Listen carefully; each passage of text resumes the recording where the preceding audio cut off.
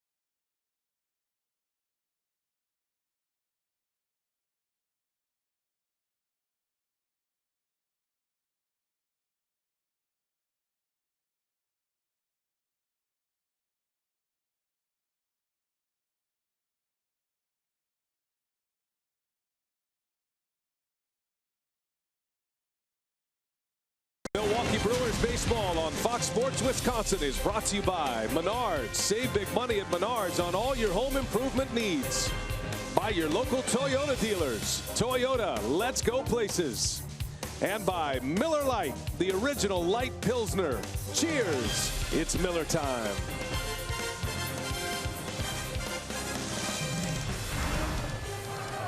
And VR hits it hard, center field, way back there, and it is gone! A home run! Jonathan VR, dead central off the speaker. What a blast by VR. I'll tell you, you got to hit him hard to get him out of here. And that was the big moment last night. Jonathan VR with his 6th home run of the season. And Rock, he just continues to impress. And you have to say, he's playing at an all-star level right now. Yeah, there aren't too many shortstops in all of baseball that have been as productive as VR when you consider defense, base running, offense, and certainly you can see where he ranks amongst shortstops in the National League. And you know, stolen bases, he leads the league. And when you talk about VR and the Brewers, he leads the team in hits, doubles, on base percentage, and you know, his defense has been stellar. He's only missed a few games this year. He really adds a lot of energy to the lineup, whether it be on defense, on the bases, or at the plate. He loves to play the game of baseball and just continues to get better each and every day out there. And it's certainly one of the reasons that this Brewer club has surprised some people so far in the National League is because of Jonathan VR's success so far. Interesting that his last 4 homers have been as a left-handed batter. He's a guy that Craig Counsell feels could hit 20 to 30 one year in the big leagues. We'll see about that. It's game 2. We're ready to roll. The Brewers and the Dodgers. Zach Davies on the mound for the Brew Crew. Julio Urias for Los Angeles. Lineups first pitch coming your way next.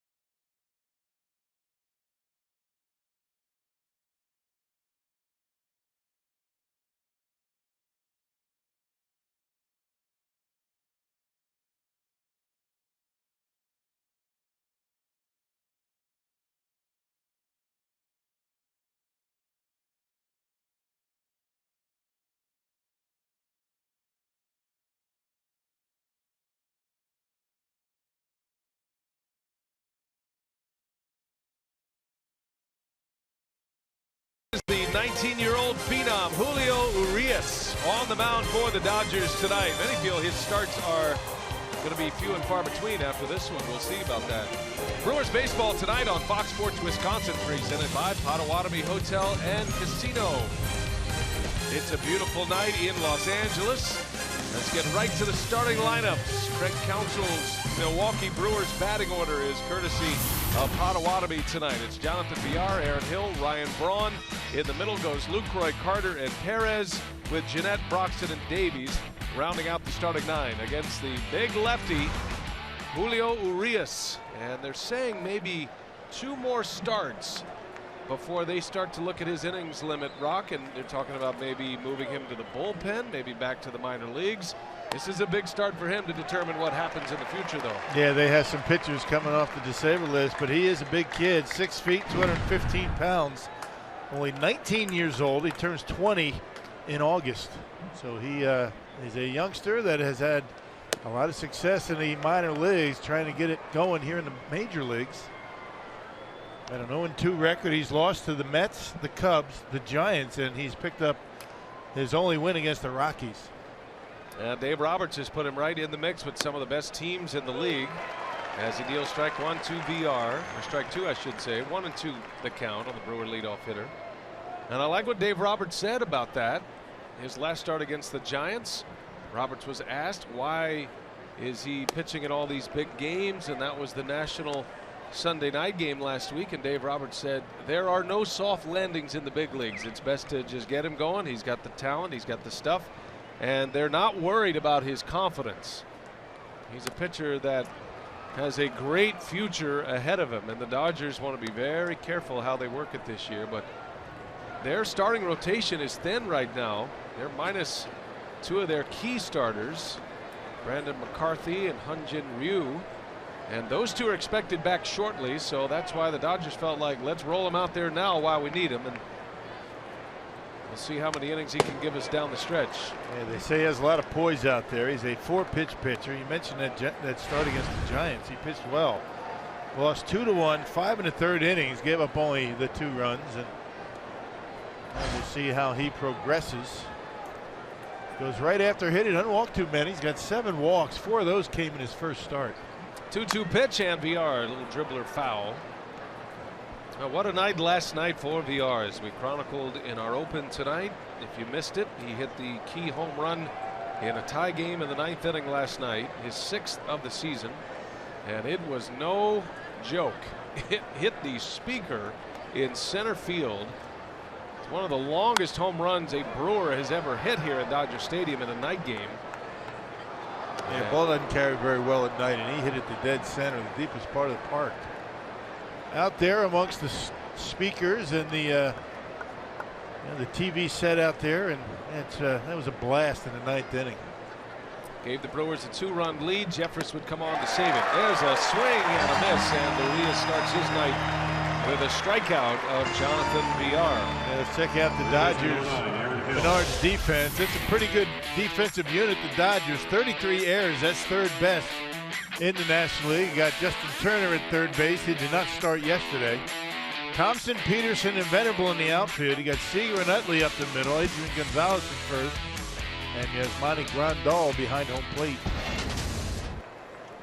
One away. Here's Aaron Hill. Hit one of the 3 home runs last night for the Brewers. He has 7 now on the season. Brewers had 2 3-run innings last night and then scored 2 on the VR home run in the 9th. And a good win for the Brewers, because twice they had let 3-run leads get away.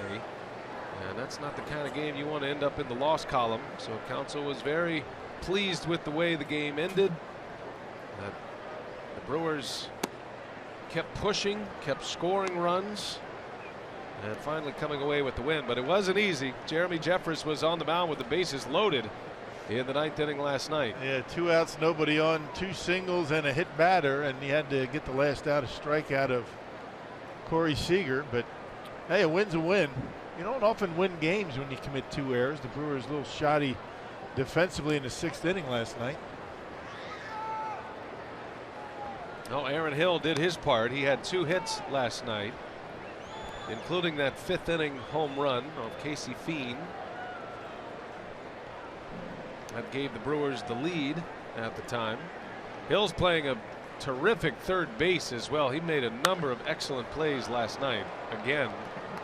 And he's stacking up the highlight reel of defense from his position at 3rd base. Just a small sampling of some of the plays that Hill made on a couple of hot shots to the hot corner. Yeah, whether he's playing 3rd base or 2nd base, or he's playing up the middle in the shift, I mean, he has been solid defensively. And Hill hits it sharply, but right at Corey Seager, the talented young shortstop. And there's out number 2. 4-man umpiring crew in place. Mike Everett calling the balls and strikes tonight. He's the crew chief as well. Jordan Baker, Tim Timmons, and Ryan Blackney on the bases. Saw the umpires coming together at home plate after the manager lineup exchange, and they all looked up in unison and gave a tip of the cap and a wave to Vin Scully. And that's what we're all doing Yeah. these days. Mr. Scully in his last season, 67th year calling Dodger games. Yeah, victory lap this year, and man, we're going to miss him next year. Ryan Braun with 2 away. Braun was asked by the Dodgers to do a Vin Scully tribute. They're stacking up a lot of players throughout the season, and Braun was more than happy to participate, being an LA native.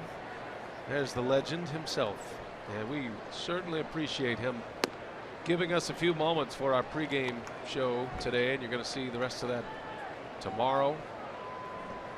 Gracious man. And by the way, a treat for you tonight, folks. Vin has okayed the idea that we're going to bring up his play-by-play in the 3rd inning tonight, as Braun singles to right. A 2-out base hit for the Brew Crew and a man on. Catcher number 20, Jonathan Lucroy. Well, Braun's due to get hot. He's not been swinging the bat like you would expect out of Ryan Braun. And talked to him today. Just said, you know, battling certain things, the back every now and again. And when he gets hot, I mean, he can carry the team for sure. Did have an infield hit last night.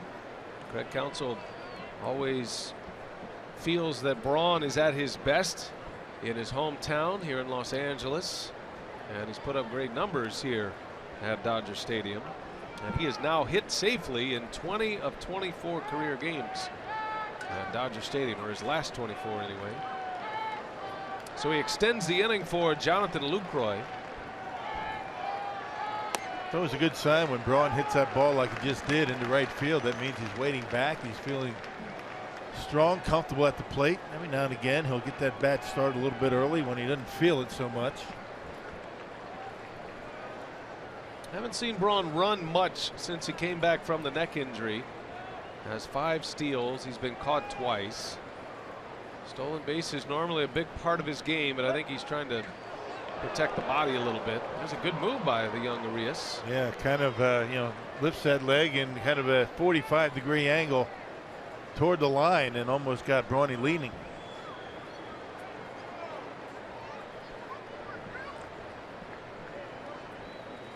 Urias facing Jonathan Lucroy, who drove in 2 last night with a single to right.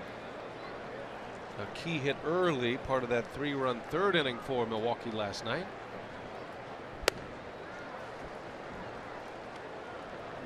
At cruising speed for the young lefty, about 92, 93. He can reach back and give you 95 once in a while. Change-ups and sliders to right-handed hitters. A fastball curve slider to the lefties. He made 8 starts in the minor leagues before his call-up. This is only his 2nd start at Dodger Stadium, and they are excited to see him. And every time you talk about teenagers in the major leagues, especially when he's from Mexico, then the comparisons immediately go to Fernando Valenzuela and Fernando Mania. Fernando Mania was actually in his age 20 season when he burst onto the scene, but he was in the big leagues as a 19-year-old pitching out of the bullpen in September. 1980.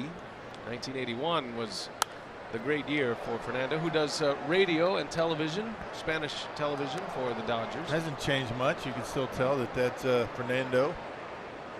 And he's got the breeze machine going, just like you, partner. Well, hey, you know what? Athletes get a little warm once in a while. We got one going. I want to thank JR for the box fan today. 2nd best stage manager in all of baseball, John Q. Reynolds. 2-2 the count on Lucroy. And Lucroy hammers one into left center. It skips through. Thompson able to cut it off. That's going to save a run as Braun ends up at 3rd base. Well played by Trace Thompson, but Lucroy is on with a single. First baseman number 33. And it's Chris 1st and Carter. 3rd now for the Brewers. Yeah, if that ball gets by him, I mean, that's going to be a double and a run scored for Milwaukee. And Thompson with good speed. They have pretty athletic outfielders out there, particularly in left and center.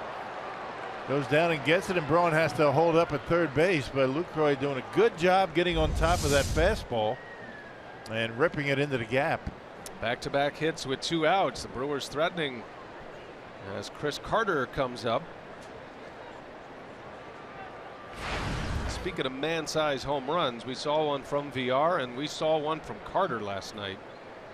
Opposite field rope over the fence in right center. His 18th home run of the season.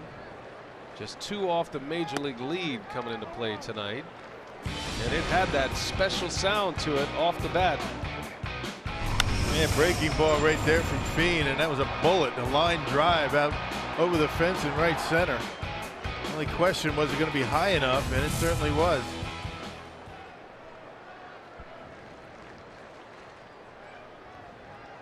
Carter in the air, right field, coming in is Venable, and that will retire the side. The Brewers get a couple of hits, they strand 2, and here we go to the bottom of the first inning. Zach Davies on the mound tonight.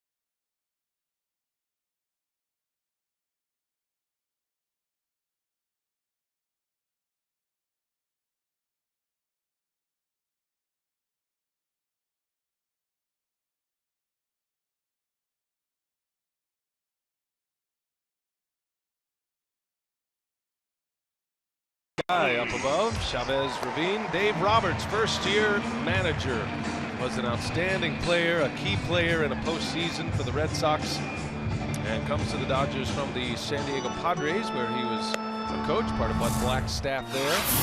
Here's his Dodgers lineup, courtesy of Potawatomi. Chase Utley, Corey Seager, Justin Turner at the top tonight. Adrian Gonzalez, Trace Thompson, and Jock Peterson in the middle. Yasmani Grandal, Will Venable, and Julio Urias will round out the starting 9. And there is Zach Davies. 5 wins, a .388 earned run average coming in. Yeah, incredible run that he's been on. He's won his last 4 starts and won his last 5 decisions. Brewers have won 6 of his last 7 starts, so he has been very good and is having a big month of June. 3 starts, a .86 ERA. Facing Chase Utley to start it. Brewers got 2 on with 2 singles in the first inning, both coming with 2 outs. Braun and Lucroy with the hits, and they stranded them both. So now the Dodgers are up for the first time, and Utley rolls over 1 to Carter. Nice and easy for him. Carter to the bag for the first out. That's how Davies' night began. Let's check out the Menards Brewers defense. Hernan Perez making a start in right field, back-to-back days, and this is his 4th start out in right field. Braun Broxton rounds out the outfield.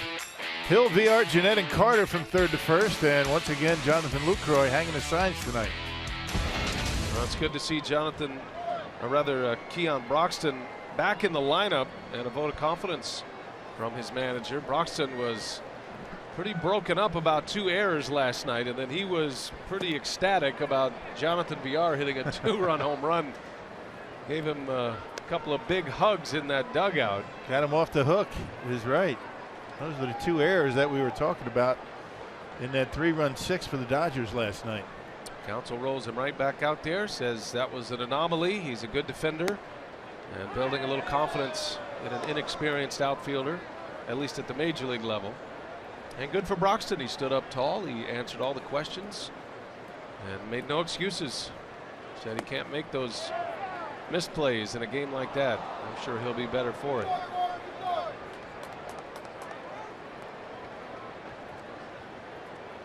Corey Seager down in the count, 1-2. And a wave and a miss. Davies took something off, picks up a strikeout, his first K. The Brewers hit 3 home runs last night, and once again tonight we're participating in the Home Run Challenge to benefit prostate cancer research. So far, after 4 days this week, $1,290,000 has been raised. You can make a pledge by going online to homerunchallenge.org. Great program supporting cancer research and awareness. Yep, on this Father's Day weekend coming up. Good cause. 2 up, 2 down for Davies. Here is Justin Turner. And Turner on the first pitch he sees launches one way out of here. A home run for Justin Turner, wasting no time. And the Dodgers are on the board here in the first inning.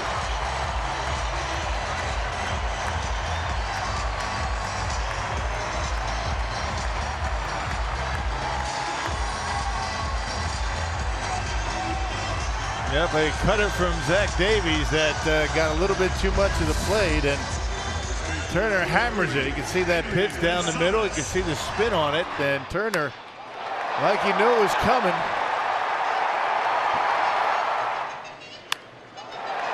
Turner with his 7th home run of the year. A bomb in the left. He's been one of the hitters, the veteran hitters that the Dodgers are hoping gets hot as we get into the summer months. Turner did not start last night, got a day off. He did have a sac fly. And he starts it tonight with a home run as Gonzalez slaps one through the shift, a base hit. So each club with back-to-back hits with 2 outs. Left fielder number 21, Trace Thompson. A pitch going away from Adrian Gonzalez and just kind of pokes it in the hole out there. Big, a lot of room on the left side. That's a spot where the shift hurt the Brewers right there. And the 3 infielders on the right side. Brewers are still one of the most shiftiest teams in the big leagues. Is that a word? Shifty, yeah. The Astros are running away with these shifts, and it makes sense. The new general manager of the Brewers came from the Astros organization. You got the Astros, the Mariners, and then the Brewers. Rays and Rockies round out the top 5 as far as teams that shift a lot. Dodgers are about middle of the pack. Yeah, for the most part, it's worked pretty well for Milwaukee. I think it's worked for every team, for that matter. And you really can't, base your shift success on a baseball hit like Gonzalez just got that one right off the end. See Craig Counsell talking to his infield coach, who is in charge of the positioning, Carlos Subero. He said, Carlos, we've been putting a guy there for over 100 years. Where was he? Counsell's all in. They are all in as an organization, and they keep the statistics, they keep the successes and the failures, and when the failures overcome the successes, then they'll go back to a more traditional setting. But so far it's a landslide, according to the Brewers manager. Trace Thompson with 2 away. There's a strike on the edge. 3-1 now. Thompson showed his talent last night. He hit a bomb of a home run, a 3-run homer. Also had a double last night. He was 2 for 4. He was hitting third last night. And Davies walks him. 3 straight base runners with 2 outs. And the Dodgers have him at first and second. And Davies having to labor a little bit more than he accounted for in this first inning. Kind of reminds you of Jeremy Jeffers' 9th inning last night. Got the first 2 relatively easily, and then trouble started. A quick trip to the mound for the Brewers. It's all about location for Davies. When he misses his spots like he did against Turner, he's going to pay for it. He hasn't been doing a lot of that as of late. Hasn't been missing his spots all that often.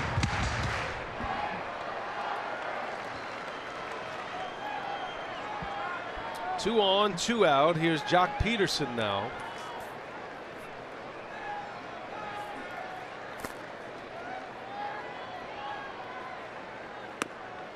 And Davies starts him with a strike. Davies only 23 years of age. There aren't many days in the big leagues where his mound opponent is younger than he is, but that's the case tonight, and significantly younger. Urias at 19. I think Urias looks older, though. I think you're right. A lot older. He's a lot younger and he looks a lot older. Not that that means anything, but the babyface Zach Davies. He's won 4 consecutive starts and he's won 5 consecutive decisions.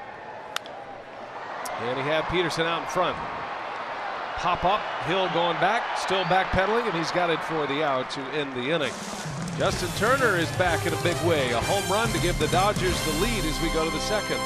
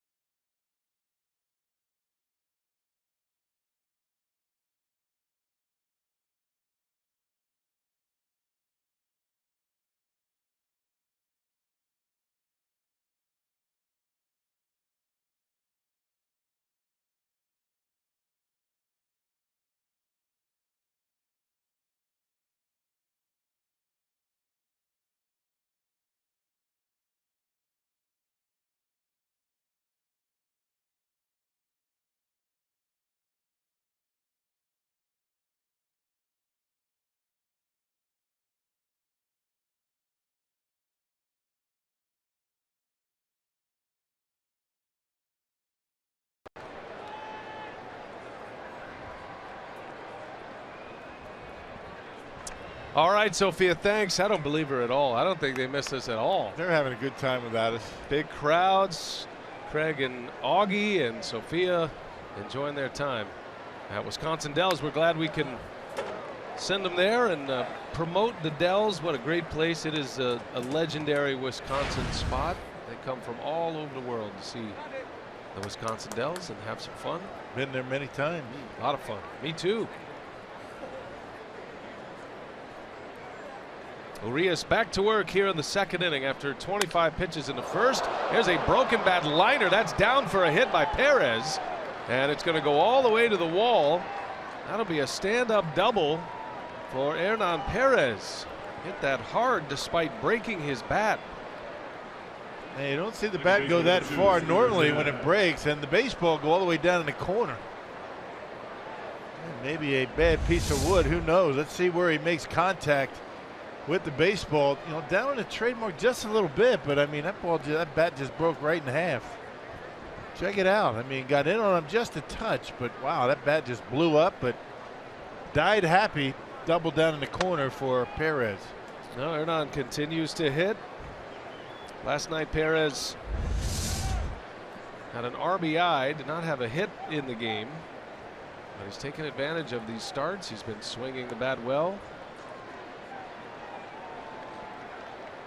He'll take a broken bat double. Starts the second. Brewers down 1-0 after the Justin Turner homer. And here's Scooter Gennett now with a runner at second.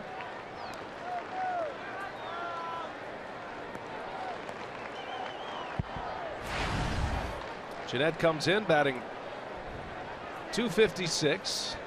He's hit 5 home runs. He had one on the last homestand. His previous 4 came before he went on the disabled list in late April. His job here is to try to advance Perez to third, however he can do it. And try and drive the baseball, until you get 2 strikes. You're down toward the bottom of the batting order. Try to get a base hit to right if you can. But lefty versus lefty, Gennett, when he does have success, it's normally into left field.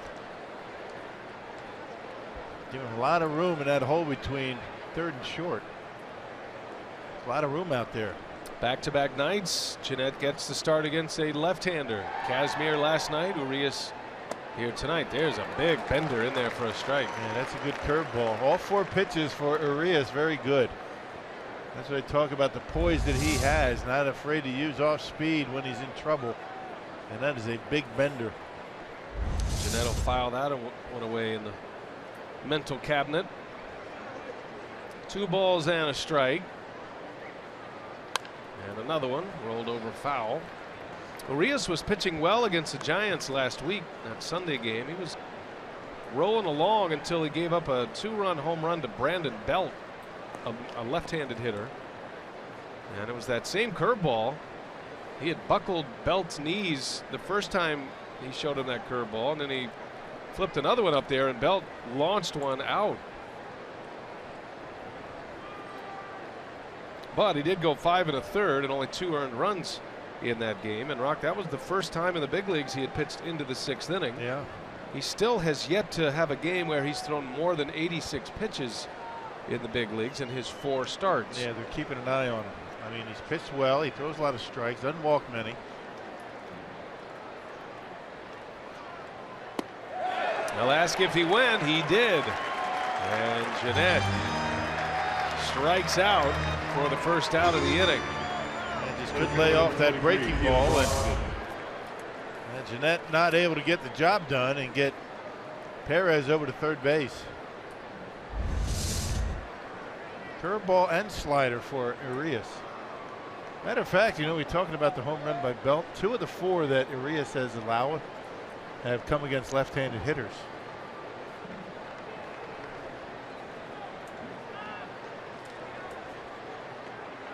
He's got a right-hander here, Keon Broxton, 8th place hitter. Becomes a key spot in the batting order after a leadoff double by Perez.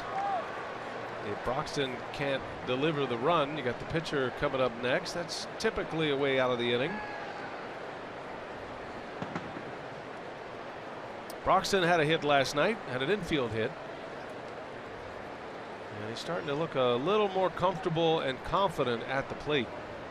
Started his season 0 for 24 at the plate. Tough to overcome that, right? Got 7 hits, hitting 140. But where he started, yeah, he's been swinging the bat much better. Has a double in that grouping as well. No balls and a strike on Keon. And up the middle it goes. Backhanded by Utley. Jump throw, and it is in time. That was a heck of a play by Chase Utley. Almost as if he knew where first base was without looking. Got rid of the baseball so quickly. And right on the money. It's a nice play by Utley. If he tries to plant and make a throw, he might not be able to get it over there in time. Check this out. I mean, he throws it, I think, before he looks at first base. I mean, that's just good instincts by a veteran second baseman right there at first. Dipping into the fountain of youth at age 37. Chase Utley. A lot more gray hair creeping in. Heck of a play, though, and that gets Urias his 2nd out, and now the pitcher Davies at the plate. It's distinguished. Doesn't look old. He looks distinguished. Salt and pepper. Right. That's what I'm told. And there's a strike. Quickly 0-2 on Davies. Zach at the plate in his career is 3 for 33. Had a hit last year. He's 2 for 20 this year.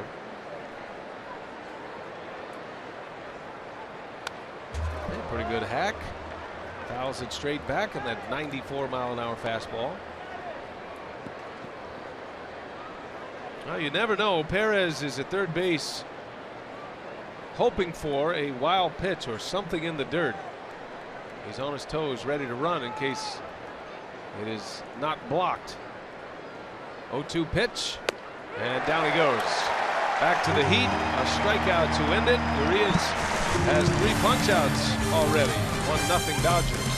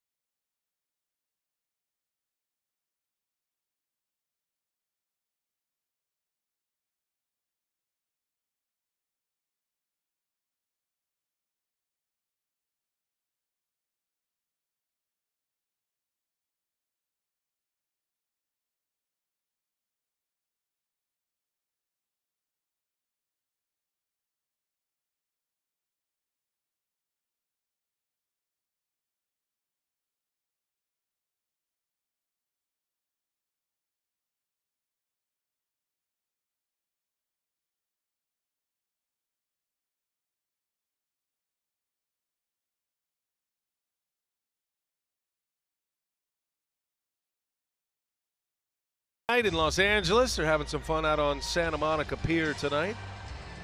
Hey, don't forget, tomorrow MLB returns with an interleague showdown, and you can only see it on FS1. It's the Rangers and the Cardinals at 3 Central, and then it's Baseball Night in America featuring an NL Central showdown. Pirates Cubs 7 Central on your local Fox station, or you can watch them all live on Fox Sports Go. Cubs beat the Pirates today. Matter of fact, the Brewers are starting to knock on the door of the Pirates in the National League Central. Pirates are now 33-34 after Arrieta and the Cubs beat them at Wrigley 6-0. And a win tonight for the Brewers would take them to 32-36. They would be 2 games back of Pittsburgh for second place, or rather third place in the division. The Pirates are having a difficult time getting going, and the Brewers have surprised some people.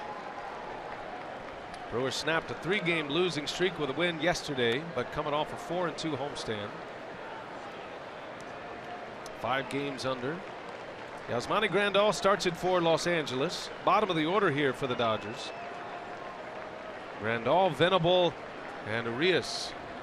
Davies with 17 pitches in the first inning. And he showed a pretty good changeup in the first inning. Yeah. I just made the mistake with a cutter to Thompson. Or I should say Turner. Cutter stayed right down the middle, didn't do anything.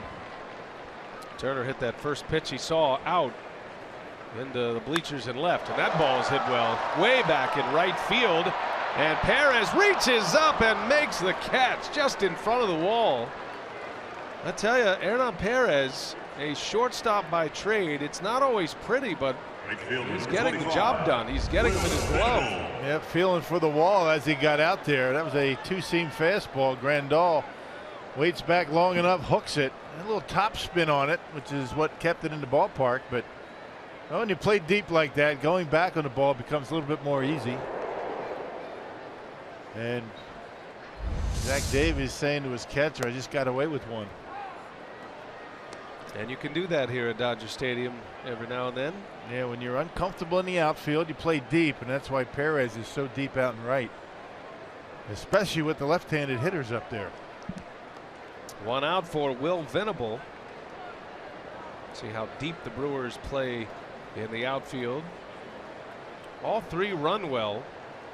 Venable pulls one. Carter lays out, knocks it down, recovers, and gets the man at first. Davies was there for him. Never any panic in Chris Carter, is there? Pitcher number Just 7. as smooth as silk over there. He just never seems to get rattled, whether it be at the plate or at first. That one dribbling away, just nice and calmly flips it over to Davies. And Zach able to get there in time. And a good hook up there, 3-1 for the second out of the inning, with the pitcher Urias coming up.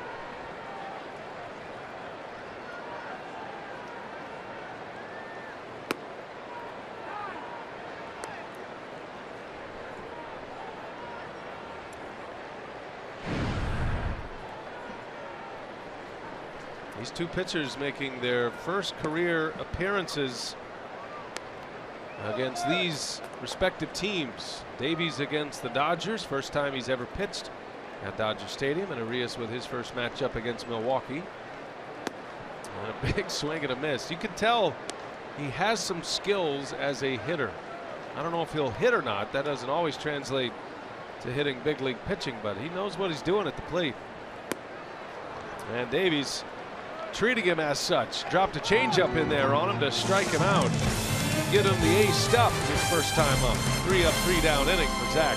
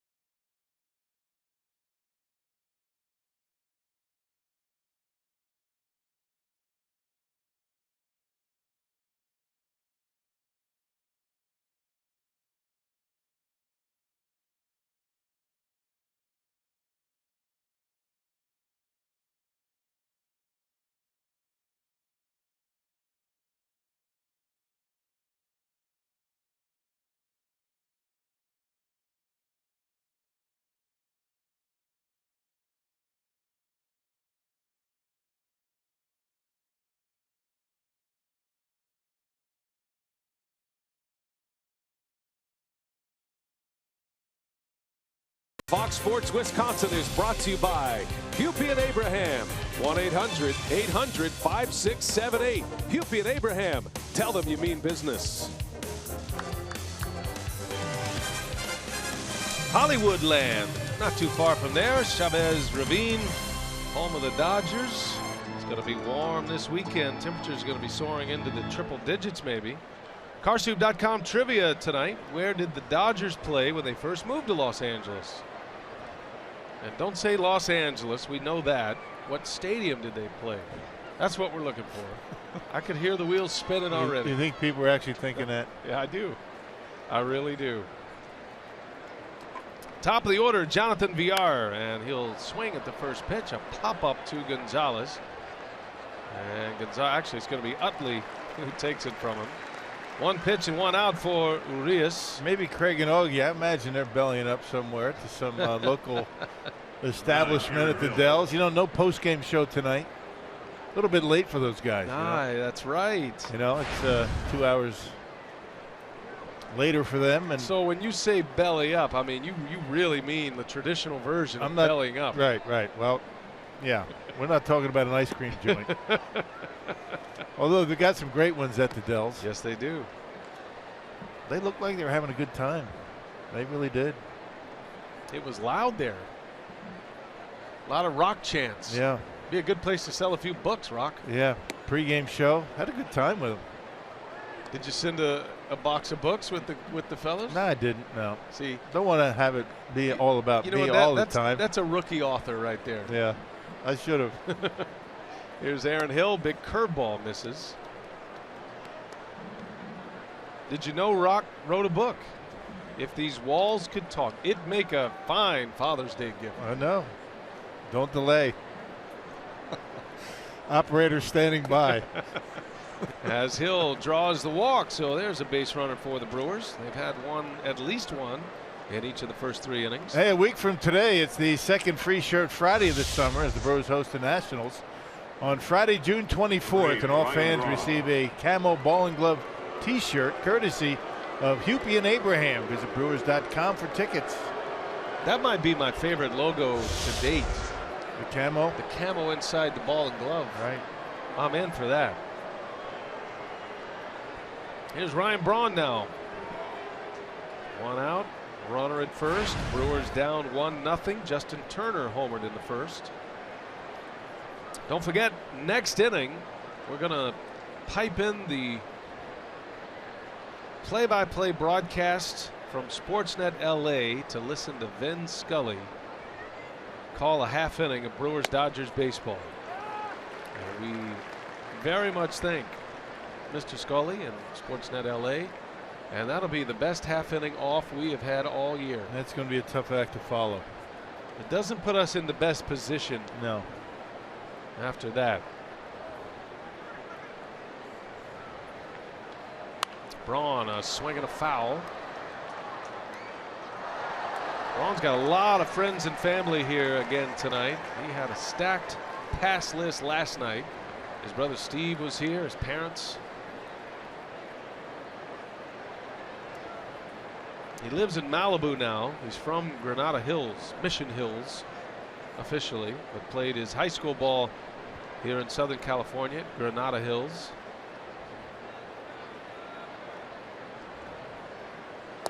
Says the weather here this week has been perfect. You know, baseball weather to get that back loosened up a little bit. Couldn't ask for better weather. It's like this every day, isn't it? Seems like it. That's what the weatherman says. There's not a lot of skill going into that job.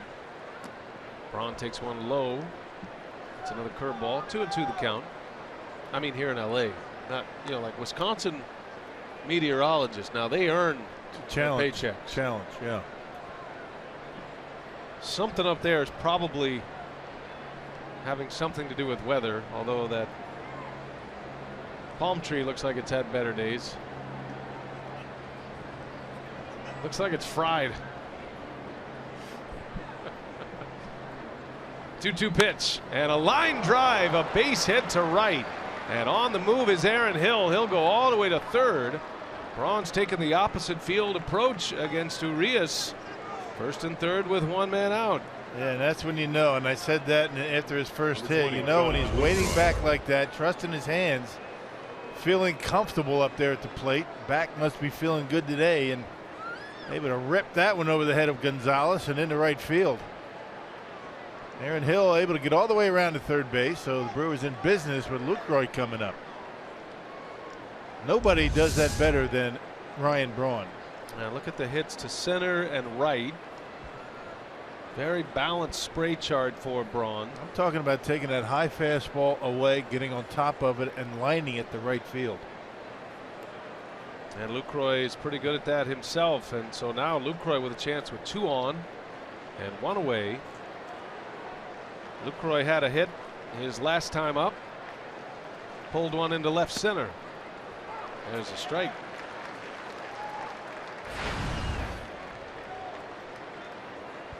Man, turned around a high fastball his first time up.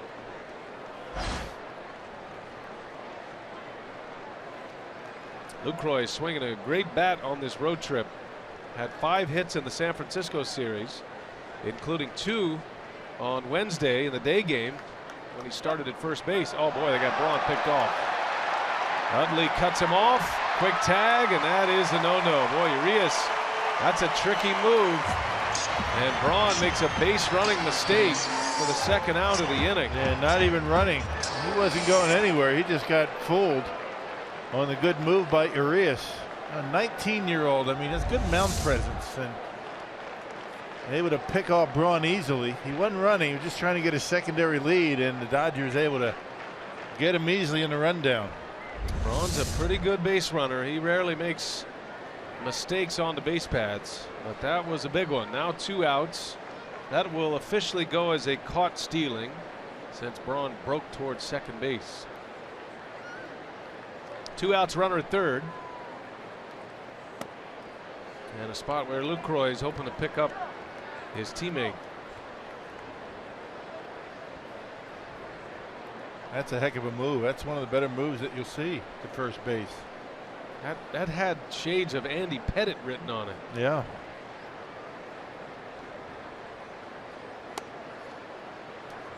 Lucroy had a key hit in a spot like this last night. 2 outs, had 2 strikes on him, and he drove in 2 runs with a single to right. Numbers a little down with runners in scoring position compared to where he normally is. He tried to go the other way. He fouls it back. Got a hanging curveball and just got a little bit on the handle that time.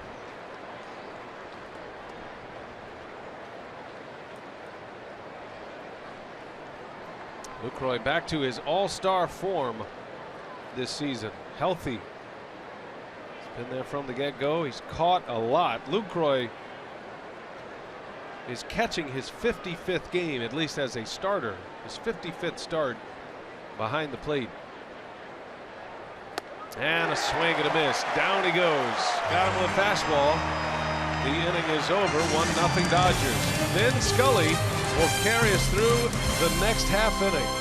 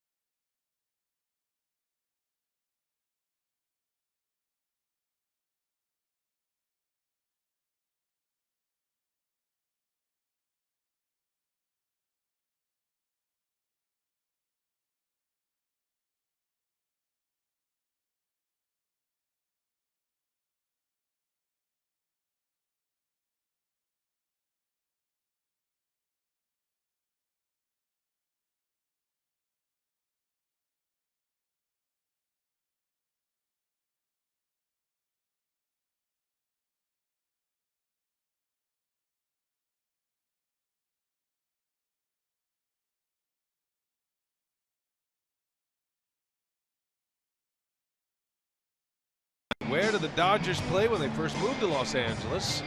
Prior to the 1958 season, they came with the Giants, and the Dodgers played at the LA Coliseum, and they played there until Dodger Stadium opened in 1962. And there's Vin Scully with Jerry Doggett. They were partners for 31 seasons, and Vin Scully in his 67th season is still sitting in that same press box, which is now called the Vin Scully press box.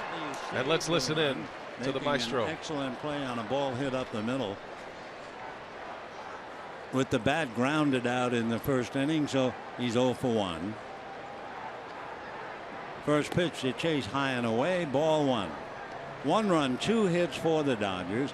No runs, 4 hits by a Milwaukee team really doing the young right-hander a disservice by not coming up with a run. The 1-0 pitch taken for a strike, and the count's 1-1. Justin Turner, who accounted for the run with his home run, waiting, sitting on a box in the Dodger dugout, hitting 3rd in the inning. Now the 1-1 pitch on the way, pulled into right field, base hit. Over to get the ball as Perez comes up with it, holding Utley to a leadoff single. So Utley 1 for 2 for the Dodgers, hit number 3. And here's Corey Seager, who struck out in the 1st inning. So Utley, line drive single to right. Dodgers in business. Last night, Seager in his last 2 at-bats struck out. So striking out in the 1st inning, he has now struck out 3 consecutive at-bats. Right-hander Davies comes with the first pitch a little low. Ball 1, 1-0. Davies, among other things, he was on the United States team for the All-Star Futures game, signed by Baltimore. The Brewers got him, sending Gerardo Parra to Baltimore. Ground ball hard to second. The feed for 1. They will turn it for 2. So Seager bangs into a double play, and just like that, 2 out. 4-6-3. Justin Turner.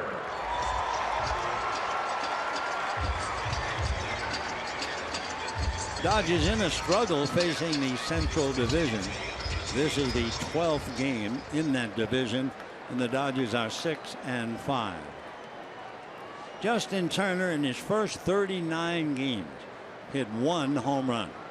In his last 26, counting tonight, he has hit 6 more. First pitch to Justin, and that's in for a strike, and the count 0-1. Giants won 5-1. Samardzija all the way to get the victory. So the Dodgers, for the moment, are 7 games behind San Francisco. Dodgers win, it would revert to 6.5. Should the Dodgers lose, it would go to 7.5. Tomorrow night, Chase Anderson and Mike Bolsinger. The next pitch is popped up right side down the line. Carter trying to get some help from Jeanette and makes the catch. Scooter did just that. Scoots into right field and makes a dazzling defensive play. And the Dodgers go down. What a great voice. What a great broadcaster. The greatest of all time. Too bad it was such a quick inning.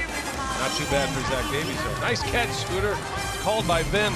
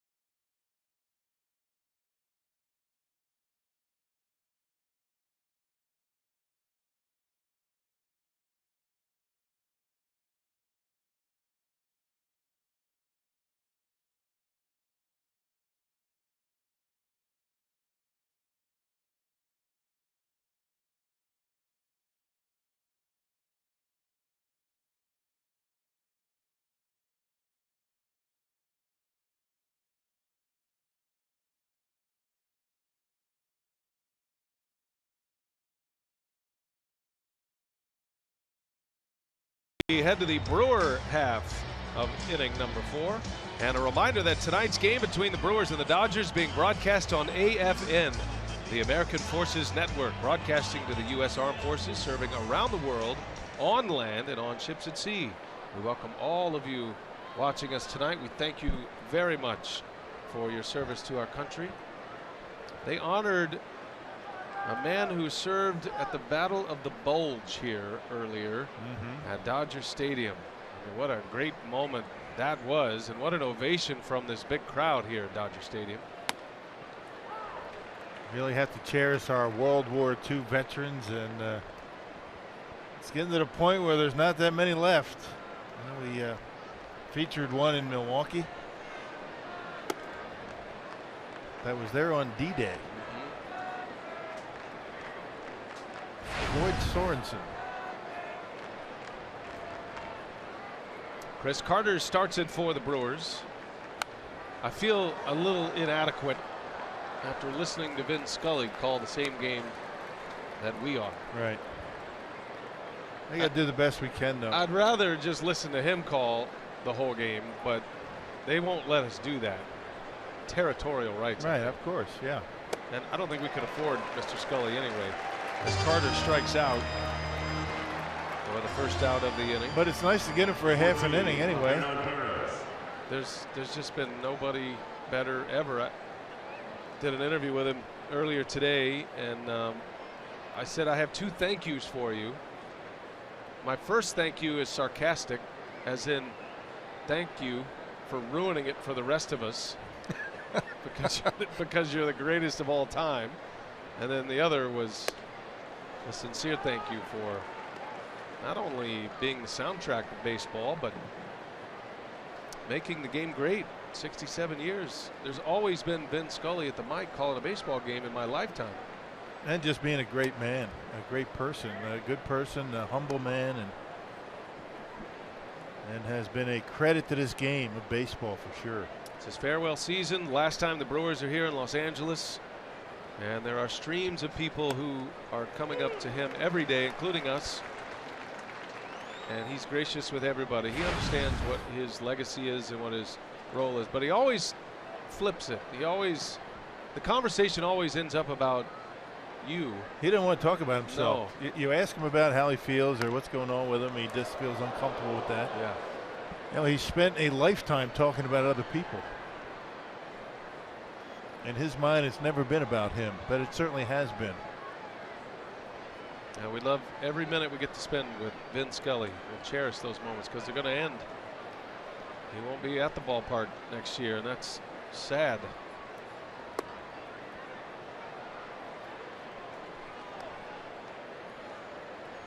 We got 2 more days on this series. So often we sit here and Vin Scully's there and Bob Uecker's over here. Bob's not on this trip, but Jaime Jarrín, the Hall of Fame Spanish broadcaster of the Dodgers, is surrounded by Hall of Fame broadcasters. It is humbling. We miss Uke not being on the road.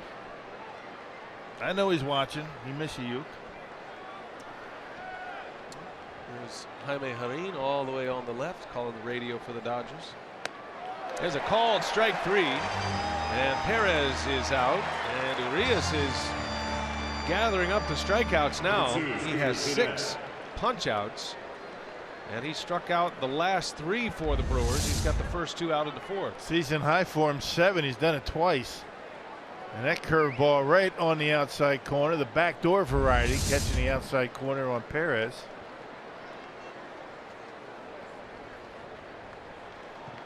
Here's Scooter Gennett now. Tough matchup for Scooter tonight. It's not just the fact that he's a left-handed pitcher, but he's got a big sweeping breaking ball.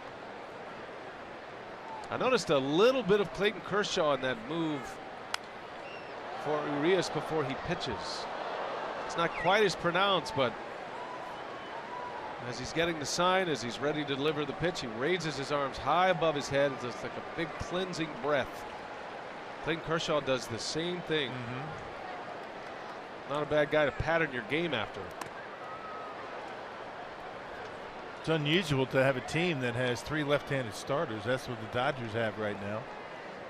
And Kershaw. Well, we saw Casimir last night, and now Urias. Question is, how long is he going to be in the rotation? There's that bender, and he misses high. Brewers are going to miss Kershaw on this trip to LA. He will pitch in the first game of their next series against Washington. Jeanette hits it hard. That's through for a base hit. And Scooter Jeanette with a single to the opposite field keeps the inning alive. And Arias still hasn't had that 1-2-3 inning yet. And that's when he's at his best, when he's not trying to pull the baseball. You can see where the pitch is, up and away, and goes right with it. And able to go on top of it and out of the reach of Seager, who was playing up the middle on Jeanette. And not to wax too nostalgic here, but think about Vin Scully calling Scooter Jeanette's name in that line. Scooter made that catch, and he did just that. And I bet he had that same line with Scooter Rizzuto. That's right. He's the bridge between all of the Scooters. Yeah, some great stories. He really does. I mean, his recollection of guys back in the 50s and 60s, incredible. He told a story about 1953 at County Stadium when the fans in Milwaukee were just so excited to have baseball, and at that time he was broadcasting games for the Brooklyn Dodgers, and he would go in, and every ball that was hit in the air, Vin would hear this roar from the crowd at County Stadium, even if it was just a regular fly ball. And he thought he was losing his mind. He thought his vision was in question, because he thought, well, that's just a routine fly ball. But then he realized they're just so happy to see Major League Baseball in Milwaukee. You saw that graphic there. He's called 20 no-hitters. 20. And you know what, folks? He said the word no-hitter in every one of them. He hasn't jinxed one. Right. And that's why I do it, because of Vin. And it's the right thing to do. Perfect games, no hitters. Have you jinxed any? I think just the opposite, actually. I think when I've not said it, I've reverse jinxed it. Every no-hitter, when I've said there's a no-hitter going, if I haven't said no-hitter, then there's always a hit. And I've had 4 that ended up being no-hitter. Yeah.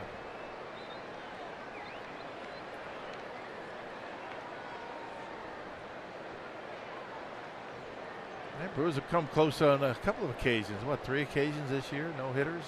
Yeah, Davies. Deep into the game. Chase Anderson twice. Broxton strikes out. That breaking ball too much to handle. And 3 Ks in the inning for Rios.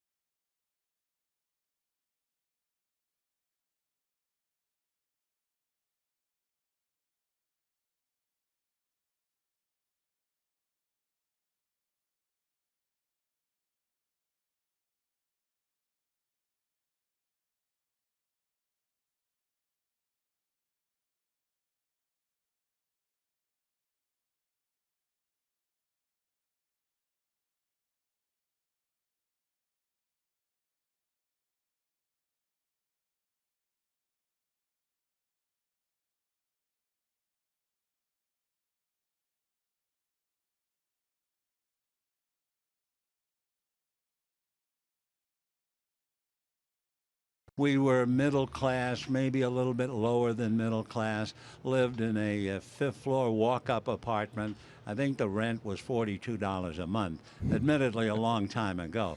But my roots were from poor stock. My father died when I was very young, and I went to Ireland with my mother. And so from that early beginning, I realized I was at the bottom. But I appreciated all the people I met, the way they encouraged me to get a little better.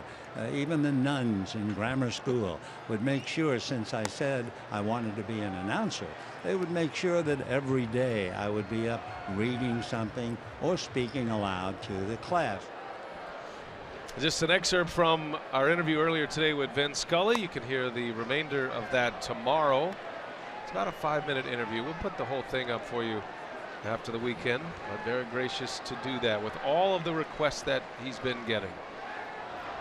So our thanks to him. We're spending a lot of time on him because he deserves it. Yeah. Bottom of the fourth inning. 1 ball, 1 strike. Adrian Gonzalez at the plate for LA. I feel sorry for the guy that takes his place. That would be Joe Davis. Yeah. Our buddy who is doing a great job. He's doing road games now. Outstanding work. And Joe has some Wisconsin ties. He went to college in Beloit. Yeah, Joe's a good man. Spent a lot of time at Miller Park when he was working through the minor leagues. And hanging out with us. And does all the road games now. He'll do all the games next year. 2-2 pitch. Little half swing. He goes. Adrian Gonzalez strikes out to start the fourth inning. And not sure if that was a called strike 3 or Gonzalez went on the check swing. It doesn't matter. It's a strikeout. It looked like it might have been a little bit off the outside corner. Maybe not, but he's pointing at the bat saying that he went. And he did. Look at the freeze frame right there on Gonzalez. He did go through.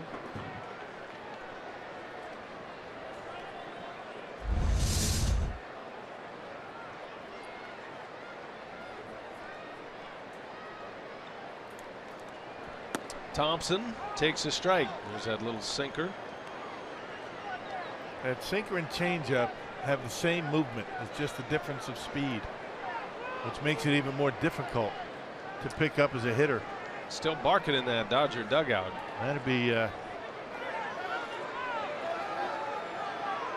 Bob Guerin, the bench coach, Dave Roberts. And he's saying you better get him. I assume the him is Adrian Gonzalez. right, or he's gone. You can't argue balls and strikes. I guess you can argue check swings. Gonzalez was asking Everett to ask the third base umpire. There's a ground ball to short, and VR will wind it up. And a close play at first. VR just got him, made it a little closer than he had to. He can run. He's got good speed down that line. And Number 31. you know, VR surrounded that ground ball and got himself in position to throw. And got him by half a step, maybe less. So 2 men are out. And here's Jock Peterson. Peterson popped up to third to end the first inning. Dodgers got their run in the first on a Justin Turner home run. First pitch he saw. Davies in there with a strike. Zach Davies has had all of this success despite doing it with the 10th slowest fastball on average in the major leagues of those pitchers who qualify. 500 innings or 500 pitches is the qualifier. His average fastball velocity is 89.3. So it's not the slowest, it's the 10th slowest in all of baseball, and yet Davies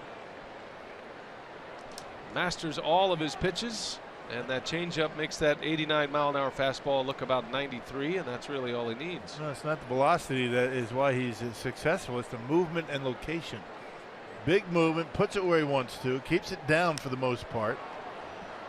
And as you mentioned, you know, when you have a changeup like the one Davies has been throwing, 89 point whatever is going to seem a little bit faster to the hitter. In the back of their mind, they're thinking change up. And he can get into some hands. He can get on some get some handles.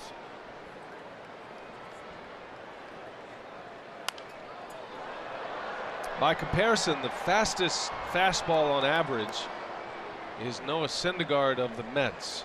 His average fastball velocity is 98.2. That's average? That is his average fastball velocity. Consistently in triple digits is Syndergaard. And the Brewers saw that firsthand in New York. And a 90-mile-an-hour slider to go with it. Right. Lots of ways to success on the mound, and Davies has found his thus far. He knows he has to be exact with his command, and he certainly has to have command of at least 2. And when he has command of 3 pitches, that's when he has his good games. Got him with a fastball that time. He popped him up. That came in at 92, and VR is there to make the catch. A 3-up, 3-down inning for Zach Davies. 1-0 Dodgers. We are through 4 at Dodger Stadium.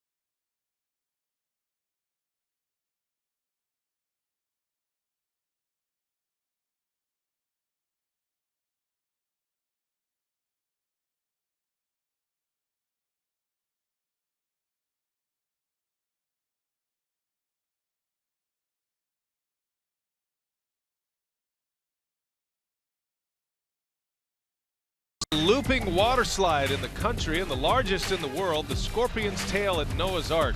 It's not for the faint of heart. Gravity, water, centrifugal force rock propel the rider. It speeds up to 40 miles an hour. And you won't know which end is up. So the heavier you are, the faster you go? That's what I'm saying. Can you imagine? Yeah, I would be how flying. fast you'd Yeah, be flying I'd be down going.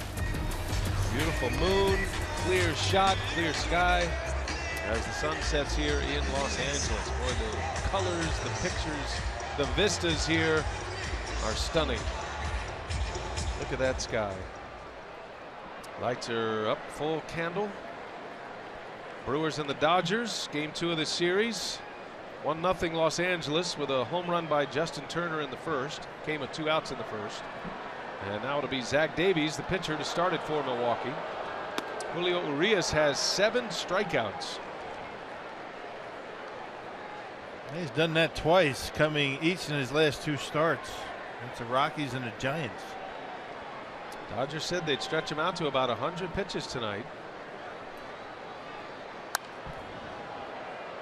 He has not thrown more than 86 in any big league start nor minor league start this year. Matter of fact, the most pitches he'd thrown in a minor league game was 82. Went 6 innings in that game. He's never pitched more than 6 complete innings in a game this season. As Davies grounds to third, and a good throw by Turner for out number 1. Now the 116th U.S. Open from historic Oakmont continues tomorrow. They'll finish the 2nd round of play tomorrow. They start at 6:30 a.m. Central, and you can watch that on FS1. And then the 3rd round coverage is on Fox. You can watch all of it live on Fox Sports Go. So they move over to the big network. third round as they play catch up after rain delay yesterday. Postponed play, and a lot of players had a lot of golf to make up. Greens are a little bit challenging, aren't they? Yeah, but I think the rain actually softened them up. We've seen a few birdies, a few numbers in the red today. But as the weekend goes and the sun shines, look out. It's going to get really hard. Harder than it is. Unlike us, when we like sunny skies on our golf course, Rock, pros they like the rain. Yeah. They want to soften up those greens. They can attack the stick. Exactly. Good phrasing. I've been watching. VR takes a ball low. I've been listening to you too a lot. Go pin seeking. Yeah. Go right at it. And let the shaft out, Rock. Okay.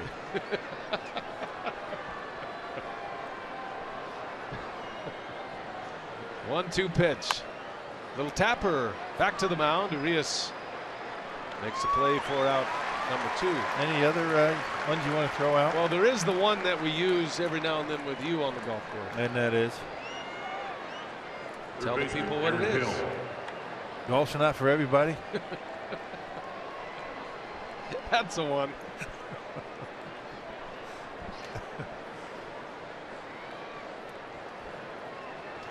You're sneaky talented on the golf course. I'm getting back into it. Now that you're a noted author, you almost have to become a good golfer again. I've quit like 17 times in my career. Well, the last one wasn't your fault. You had neck surgery. Yeah. That's not. It's actually helped my game, actually, swinging easy. Not playing has helped your game a Yeah, lot. exactly. The more I play, the worse I get. That's true for all of us. No balls and a strike on Aaron Hill.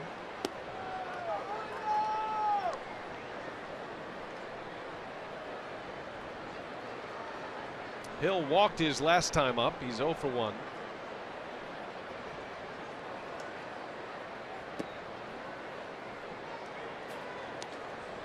He's in a good groove at the plate right now. He's back in the 2-hole today for Craig Counsell. His 3rd trip there this season. Normally hits down in the order. This is starting to become the left-handed starter version of the lineup for Counsell. He's going to give Scooter Gennett a little window to see what he can do against lefties. And Scooter's actually done a good job against left-handed pitchers. So when that happens, Gennett goes from 2nd to 7th, typically. There's a wave and a miss. Boy, good pitch by Urias. Took something off. He has a career-high 8 strikeouts on a changeup he got Aaron Hill.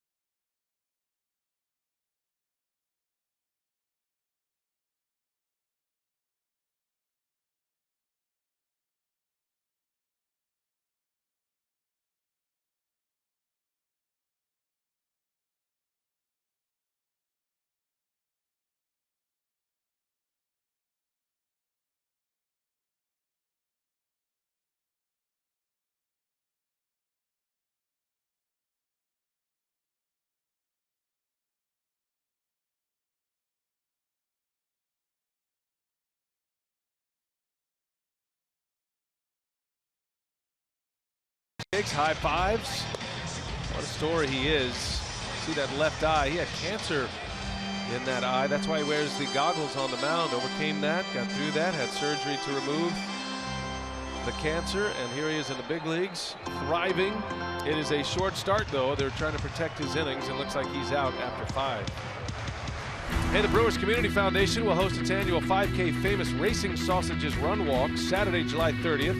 Participants will enjoy a one-of-a-kind run with the sausages around Miller Park. And all proceeds go to Fisher House, Wisconsin's mission to provide a home away from home for active military and veterans families. You can sign up today, brewers.com/BCF. A beautiful facility over there on the BA grounds. Fisher House. We were there for the groundbreaking for that. Yep, and it's open and open for business. Gorgeous. Yasmani Grandal starts it for the Dodgers. Lined out, his first time up. Davies gave up a home run in the first inning to Turner. Gave up a homer, a single, and a walk in the first. He's faced the minimum since that time. Did give up a single to Utley in the third, but it was wiped out with a double play.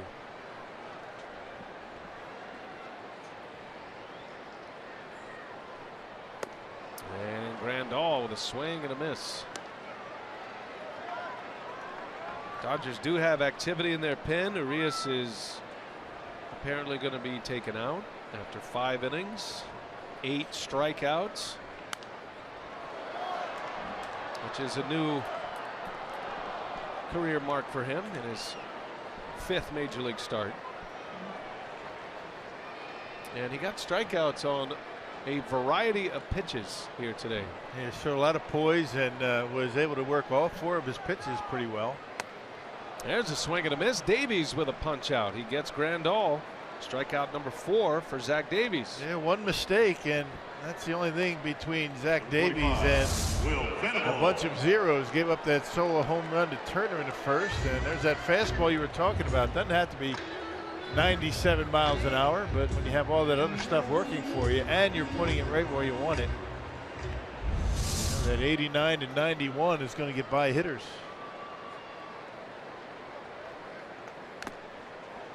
And there's a swing and a foul by Will Venable.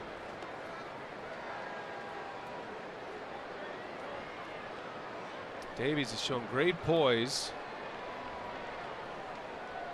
and is emerging as one of the most reliable starters the Brewers have right now in his first year in the rotation. Traded from the Orioles to the Brewers last year. Pitching coach Derek Johnson, nothing but praise for Davies. He pitches like a 10-year veteran. Yeah. Able to get that changeup down and away to these left-handers, and that's kind of the way he's been since his 4th start of the year. There's a changeup and a swing and a miss. He struck him out. Davies with back-to-back Ks gives him 5 now. What a pitch. Sinking to the bottom of the zone. Another changeup, and Venable hadn't been able to figure that pitch out yet. So he's got 2 strikeouts in the inning, 1 on the fastball, and the changeup, look where it is, right at the bottom of the strike zone. Right where you want it. It's not just the speed of that pitch, it's where he puts it. You get that same pitch a little bit up in the zone, over the heart of the plate. You know, hitter's going to get a pretty good swing at it, but not down there. In the air to right, Van Slyke pinch hitting, and there to make the play is Perez. And a 1-2-3 inning for Davies. He's faced the minimum since the first inning.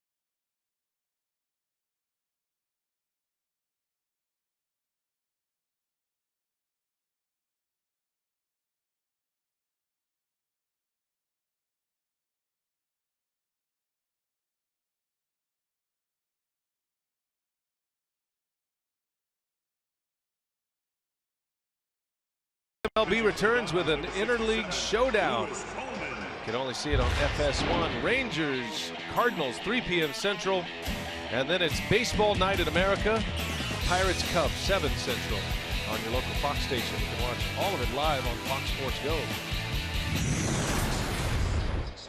Dodgers, Brewers lined up in game 2. And Rock, we're seeing a ton of strikeouts in this one. Davies has 5 and Arias is out after 5 innings with 8 punch-outs. Yeah, you never know this man is only 19 years old. I mean, the way he's able to mix it up, he's got 3 strikeouts. He had 3 strikeouts on fastballs. The rest, all speed pitches, curves, sliders, changeups. He's got all the pitches, and he seems to have the poise to be able to use them. It's just a matter of being able to build up that pitch count a little bit. 19 years old and dominating here tonight at Dodger Stadium. Lewis Coleman is the next hurler out of the Dodger bullpen. It's been a very good bullpen for the Los Angeles Dodgers so far this year. Coleman, a lot of work. 32nd appearance and 273 earned run averaging. It's very tough on right-handed batters. He's had a few days off. He had 2 days off, as a matter of fact. Pitching on his 3rd day. Actually got a win against the Brewers last year in October. They see Ryan Braun at the plate tonight, presented by Wendy's.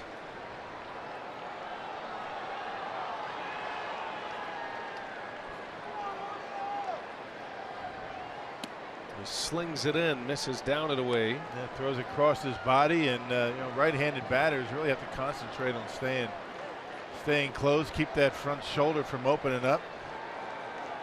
Likes to work the outer half of the plate. Spent 5 years with the Royals, and Braun whistles one down the line. This will go for extra bases. Braun on his way to second. The throw comes in late, and Braun is in with a double to start the 6th inning. Well, that was pretty close down there. Braun having to dig around first base and get in with his 12th double of the year. Pretty good throw in there by Trace Thompson, right on the money to Chase Utley, and that was a breaking ball to Braun, and he's able to hook it down that line. And watch how quickly Thompson gets there, gets rid of it, and a perfect strike to second to make it close. That was a nice throw from left field. Thompson's been impressive in this series. Part of the great youth movement here in Los Angeles. Thompson and Seager and Jock Peterson. They got a lot to be excited about here, but they have the highest payroll in baseball, and they're hovering 2 games over 500 starting play tonight. Lucroy on the ground. That's a fair ball down the line. All the way into the corner it goes. Braun's going to score easily as Jonathan Lucroy with an RBI double, and the Boo Birds are out at Dodger Stadium. Now the 3-4 hitter is able to get the Brewers back to even, and Braun Lucroy back-to-back doubles. You see that slider that stayed middle in becomes very hittable when it stays up like that, just inside that left field line. Against a guy that has been very tough on right-handed batters, a 127 opponent batting average coming in for Coleman against right-handers. All tied at 1, answering a 1st inning run for the Dodgers. And here is Chris Carter now. Carter swings at the first pitch. That's a pop-up. There's a lot of foul territory here, and it can't be made. Grandal got a little caught up in the on-deck area. Play that probably should have been made, but it bounces safely. Carter will get a new swing out of that. And just misjudged it. That's all it was. I can't tell if it was on this side or the foul side of the net. Right, because it bounced in the stands. It might have been on the other side of the net. You know what? I think it was. I didn't see that right. My apologies to Grandal. Certainly not going to make that on the other side of the net. It must have skimmed right down the net. Right, straight up.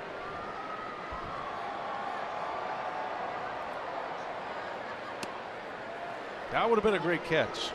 Scaling that net would be impressive.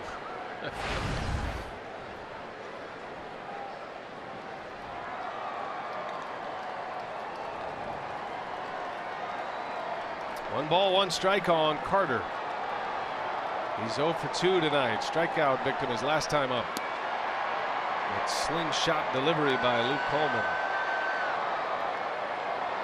Brewers just tied it up. Braun started the inning with his 3rd hit of the night, a double. And then Lucroy doubled him in.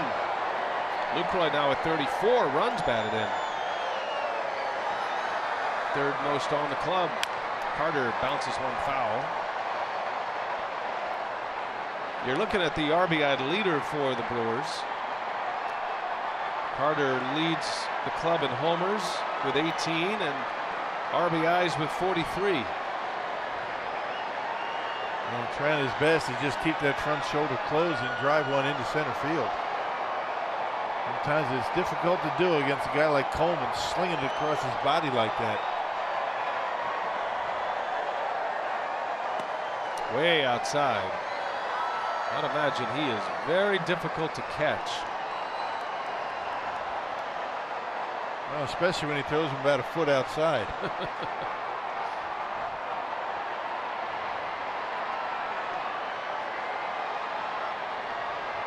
Well, Urias had a chance to win the game, but 5 innings. Dodgers are just being very protective of him. And right away the reliever comes in and the Brewers tied it up. So a no decision for Urias. Carter lines one to left, another base hit. Hit so hard though that Lucroy is going to have to hold at 3rd. Chris Carter with a single, 3 consecutive hits to start the inning. And leaving that breaking pitch right down the middle and not getting it on the outer half of the plate. A slider that ends up right down the middle of the plate, just like the one Lucroy hit. Those become hittable even to right-handed batters. So a guy that's had a lot of success retiring right-handed hitters haven't been able to get one out in this inning. All smiles for Chris Carter. And Rick Honeycutt's on his way out. He might be trying to buy a little time for the bullpen right now. Dodgers do have activity.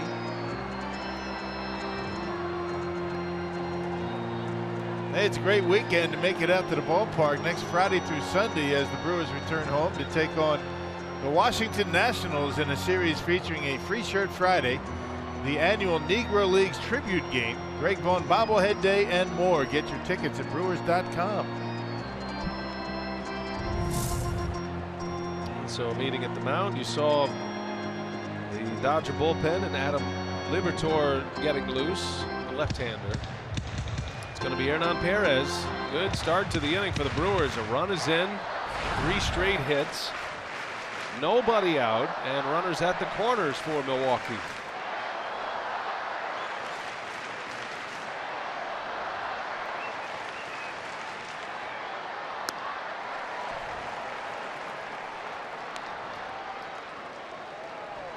This is where Perez needs to use that right field stroke that he's so good at.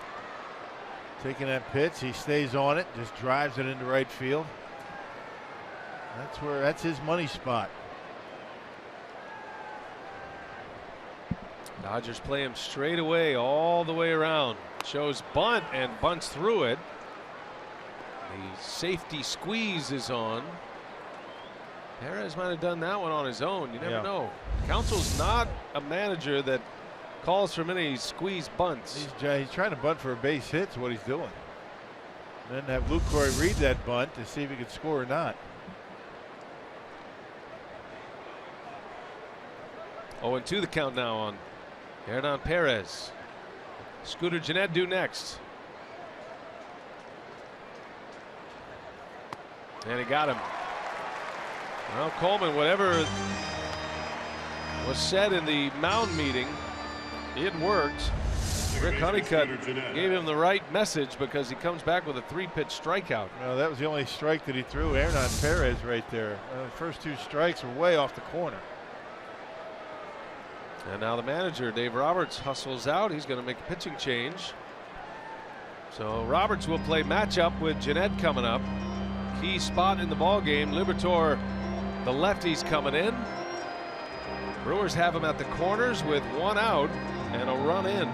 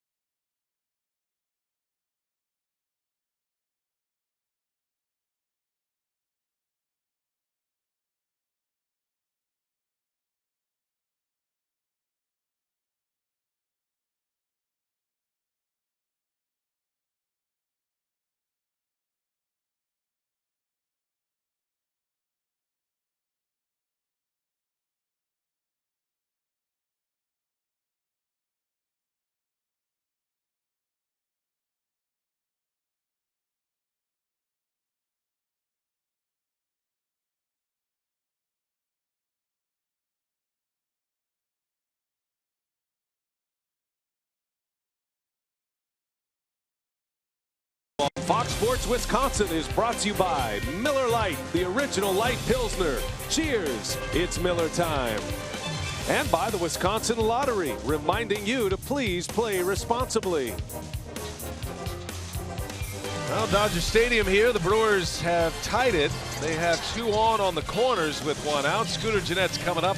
And Dave Roberts is going to play matchup with his left-hander in the bullpen, Adam Liberatore. And he's been great this year. This will be his 29th game, and look at those numbers. Yeah, well, he's a situational left-hander. I mean, you can see the innings, 19 2/3 in his 29th game, so he's not in there very long. Lefties have a difficult time against him, but look at right-handers, hitting almost 290. And 3 straight hits to start the inning. Braun, Lucroy, and Carter. Braun and Lucroy with doubles. And now Gennett with 1 away with the go-ahead run at third.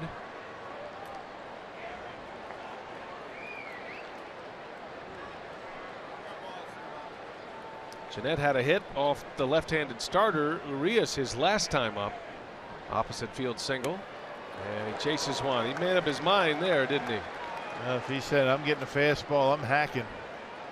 Pitch out of the zone.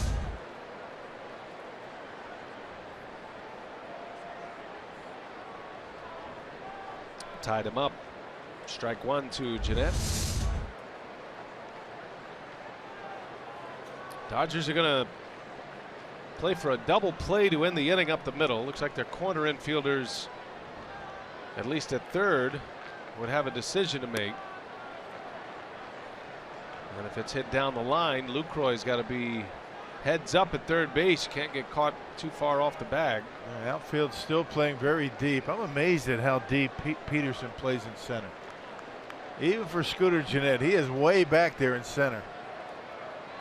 It's going to take a big effort to get to a baseball in front of him if it's not hit very hard. All tied at 1. Gennett takes a fastball strike. We were talking about that last night. I was thinking about that last night and today. What do you think about the notion that the reason you're seeing a lot of outfields play a lot deeper than what we have been accustomed to is because of all the strikeouts in the game?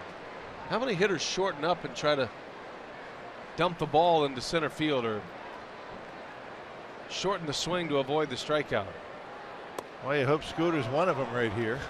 I hear you. I know what you're saying, though. I mean, it's a power game these days. But again, I mean, Scooter. I mean, he has some pop in his bat, but ordinarily he's not a guy, especially against a lefty, where he's going to hit the ball that deep into center field. I mean, much more chance that he dumps one in front of Jock Peterson than hits one over his head at this point. 2-2 the count. First and third for the Brewers with 1 out. And Gennett lines one fair down the line, and to the wall it goes. Lucroy's in. Carter to third. He's safe. And Scooter Gennett with a double and an RBI, and the Brewers take a 2-1 lead. Brewers really putting a hurt on the Dodgers bullpen, so I would imagine you have the Dodgers manager, maybe second guessing the notion of taking out his starter. Well, Urias, I understand about the pitch counts and I understand about the watching the innings, but when you have a win in front of you, he leaves it up to his bullpen, which has been very good, but the Brewers have been able to lay on 4 hits in this inning against a bullpen that has been very effective. And Gennett with his second hit. Well, he will certainly get some questions about this one. That is coming from above, though, you would figure. Urias well protected, and the Brewers are taking advantage of the Dodger bullpen. That is now 4 hits in the inning. Here's Keon Broxton with runners at second and third.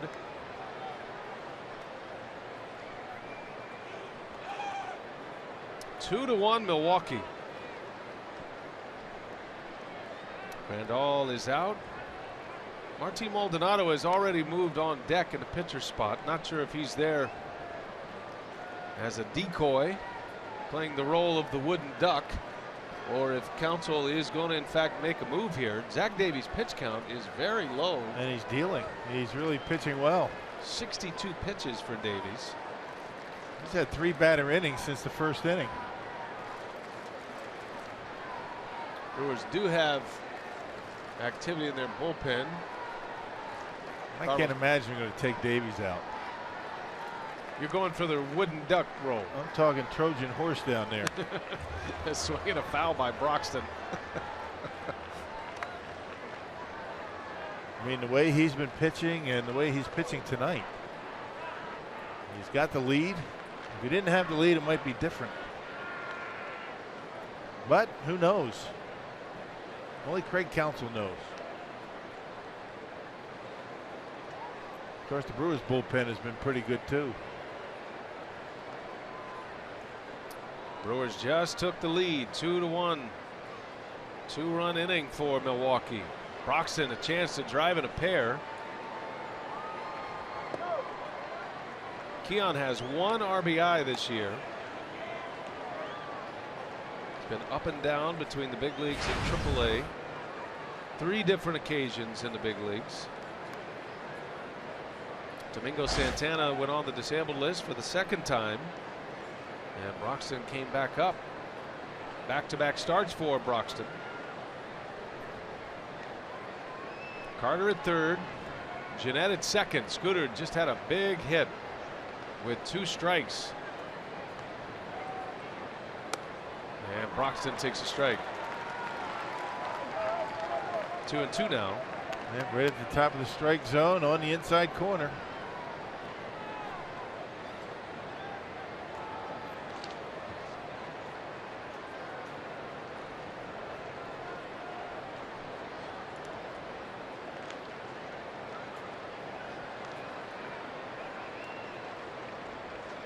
Liberatore, long look in at Grandal.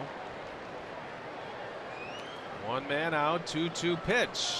Broxton on the ground to short, coming home, and Carter slides. He is out at the plate. Grandal with a good catch and tag. The throw wasn't great from short, but Grandal made the play to get the out, cut down the lead runner at the plate. Yeah, it wasn't a very good throw at all, but Chris Carter, not the speediest of base runners, and even on the bad throw, a short hop. Yeah, it looks like they're able to get him on the knee before the foot crosses home plate. Wasn't blocking the plate, so that's not going to be an issue. And yeah, he's out. And indeed, Martin Maldonado was a decoy. Zach Davies walking to the plate. So Davies will hit. He'll continue on the mound. Lucroy put out 6-2.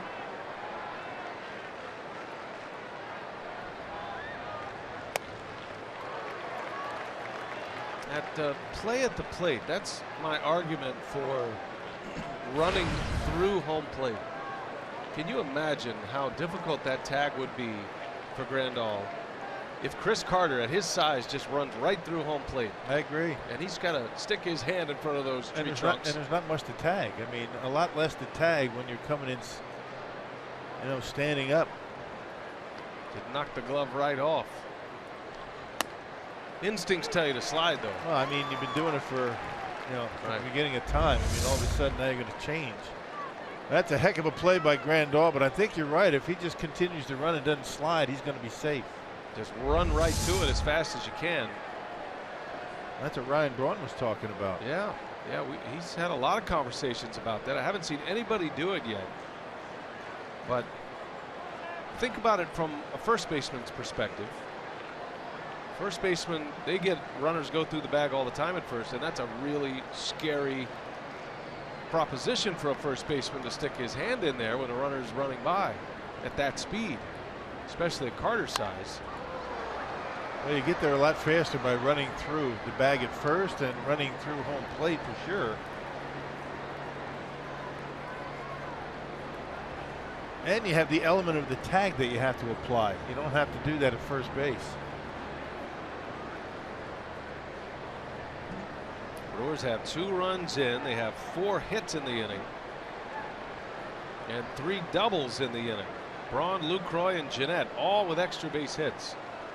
2 on, 2 out. 0-2 to Davies. Way outside the ball.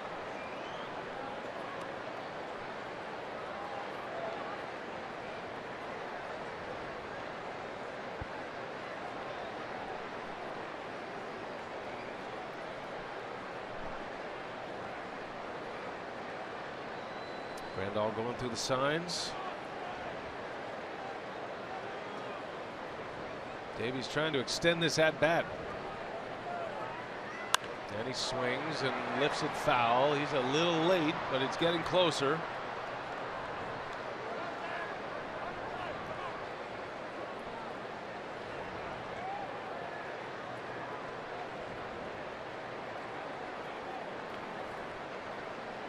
Davies is pitching a terrific game again. Only blemish, a 2-out first inning home run off the bat of Justin Turner. Faced the minimum since the first. Do it again, another 1-2, and Davies takes ball 2. Boy, this will be a big pitch right here for Liberatore. Certainly doesn't want to go to a full count with a pitcher at the plate. Pressure starting to turn back on the mound right now.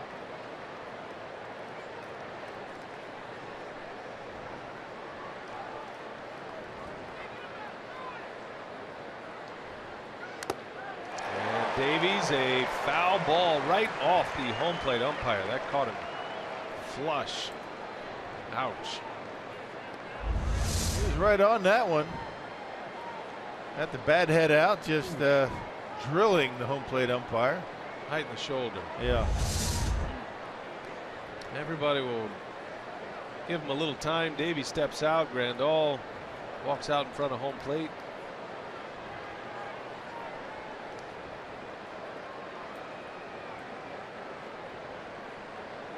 He's working a pitcher here. 2-2 the count. Brewers have seen 30 pitches in this inning. 2 runs on the board. And Davies strikes out. So that's that for the Brewers in the 6th, but they get 2 and they take the lead at Dodger Stadium. The rally started by Braun, his 3rd hit of the night. Lucroy drove him in with a double. And then it was Scooter Gennett with an RBI double. 2-1 Milwaukee.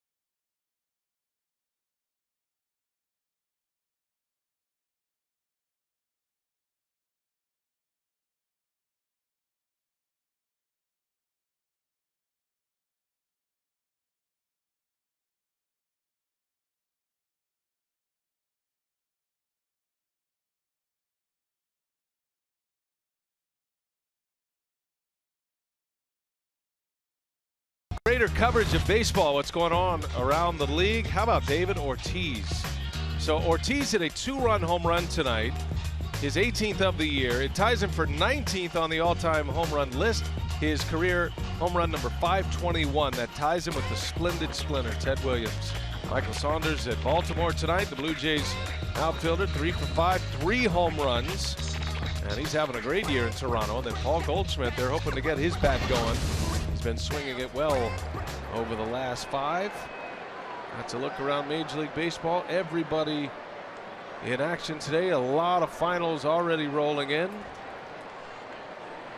a few West Coast games still in progress, including ours here. Utley to left, and Braun will run it down for the out. Well, now the emphasis right now on Davies to get through this inning and justify getting in at bat. With 2 outs in the top of the inning. Hey, mark your calendars for next Sunday, June 26th, as the Brewers wrap up their series with the Nationals, and all fans in attendance get a bobblehead of former Brewers slugger Greg Vaughn wearing his famous 1990s jersey. That's courtesy of Pepsi. Hey, the last thing Craig Counsell wants is for Davies to go up there with a couple of men on base and 2 outs and then not be able to get through this inning. So got to get it done somehow. Yeah, imperative, and his pitch count's great. Davies only 64 pitches so far tonight as we work in the 6th inning. 1 out for Corey Seager.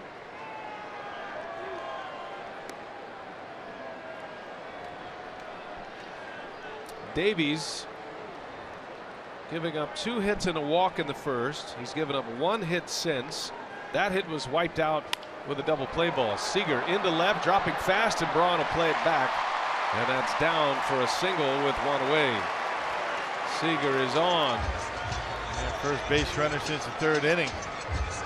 Third baseman number 10, Justin Turner. Just a little flare out there in the left field. Missed his spot just a bit. It was out of the zone. Luke Perry wanted it in. He left it out over the plate. And Seager dumps it in front of Braun. So Davies will face Justin Turner, who's starting to swing the power bat here recently. Homered off Davies in the 1st inning on the first pitch he saw. That was Turner's 7th of the year.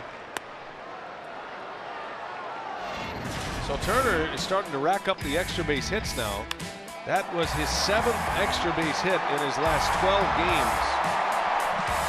And a bat the Dodgers are desperately trying to get going. He's been a key contributor for them since being traded from the Mets. Made Juan Uribe expendable a few years back. Brewers are looking for a double play ball here to get him out of the inning. Turner takes the ball down and in. Yeah, hit a first pitch cutter out of the ballpark in the 1st inning. I don't think he's seen any of those since.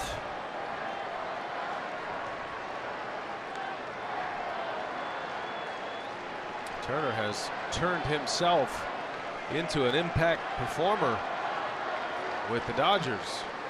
Now in his 3rd year. There's a strike. Davies hits the edge. Big pitch. Yeah, that's what he's been doing such a good job of, keeping the baseball down. Borderline down in the strike zone, and he gets a call. That is a swing pitch in a 1-1 count. Puts the pitcher in the driver's seat now, 1-2.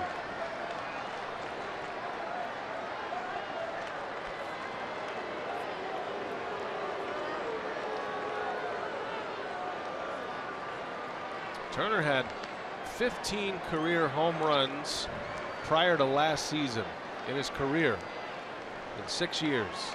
Last year he hit 16. A career year at 3rd base for the Dodgers. Yep, late bloomer, getting a chance to play just about every day. Had a career year at age 30 last season. Came up with Baltimore. Spent 4 years with the Mets.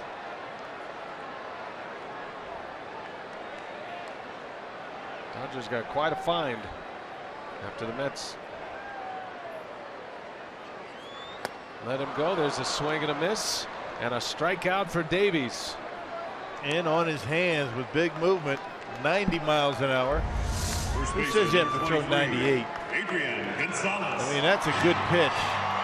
You had to figure Turner looking for a changeup, maybe cutter again away, but Davies able to thread the needle on the inside corner. Just such a defensive swing. As Davies picks up his 6th strikeout now, 2 outs in the inning. Adrian Gonzalez.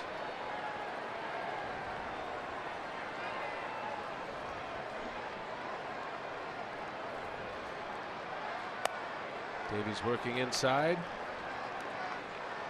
Gonzalez had a single off Davies in the first. He struck out his last time up. Davies got him on a changeup. He's thrown some of his best changeups to Adrian Gonzalez. And was snapping at the home plate umpire all the way back.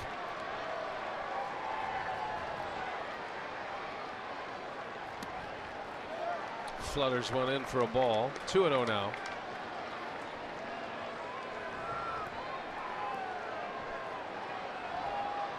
A 2-1 game. The Brewers just scored twice in the top of this inning to take the lead. RBIs from Lucroy and Jeanette.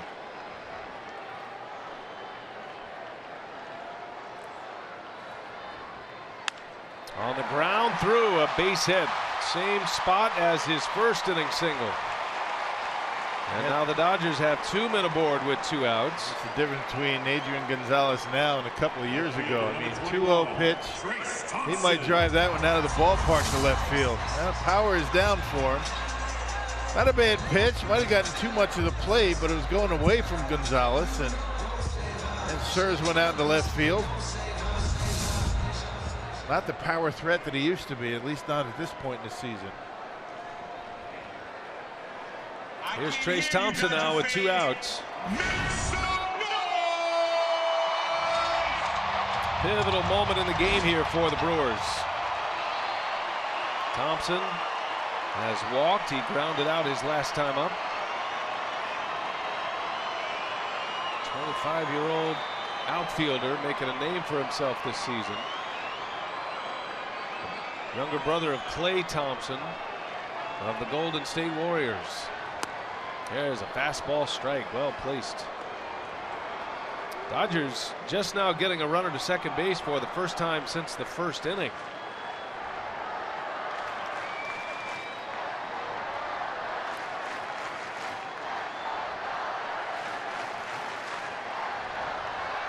Tying run at second. And Thompson doesn't bite.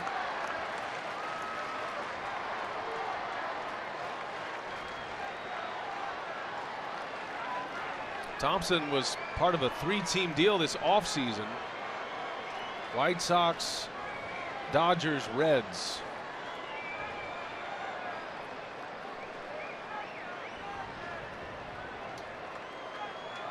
And a check and a bad throw is going to get away from Jeanette. Both runners will advance. A throwing error from the mound. And now it's second and third for Los Angeles. Yeah, errors in the 6th inning cost the Brewers last night. Kicked it around last night in the 6th inning, and there's a big error right there. Now base hit, and the Dodgers could potentially take the lead.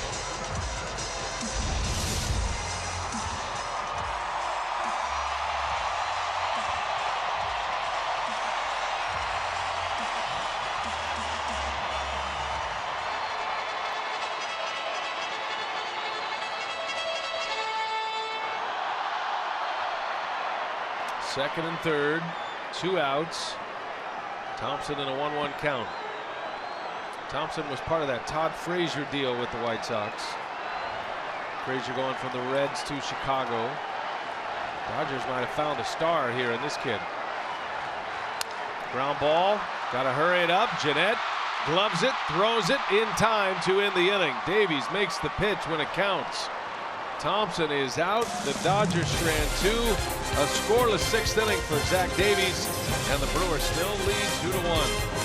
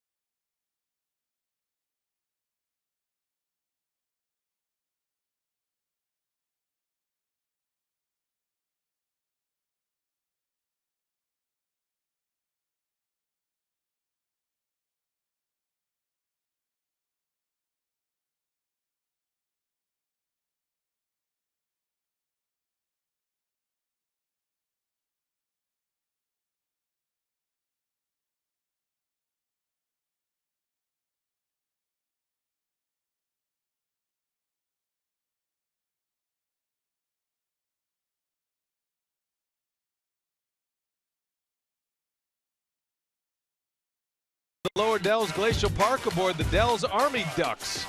Discover the sandstone rock formations of the Wisconsin River and cruise Lake Delton. It's a 1-hour land and water excursion, Rock. Sure to be one of the most unique ways to experience the Dells. We're going to be wishing we were on those Ducks on Sunday here in L.A. Yeah, going to be a hot one here at Dodger Stadium. Over 100 they're calling for, and I've been on the Ducks. Have you? No, for sure. I like the Ducks. Land, water. If it only flew. Joe Blanton is the new reliever for the Dodgers as we go to the 7th inning. Top of the order coming up for Milwaukee. And middle reliever for L.A. His numbers have been pretty good.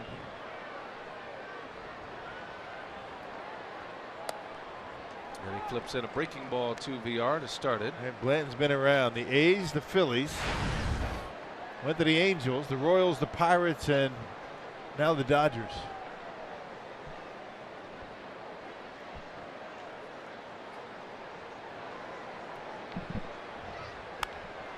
Right off the end of the bat, a cue shot for VR. Jonathan is 0 for 3 tonight. He has started all but 3 games at shortstop this year for the Brewers, showing no signs of slowing down at all. Had a key home run last night in the 9th inning. A 2-run homer gave the Brewers an 8-6 lead.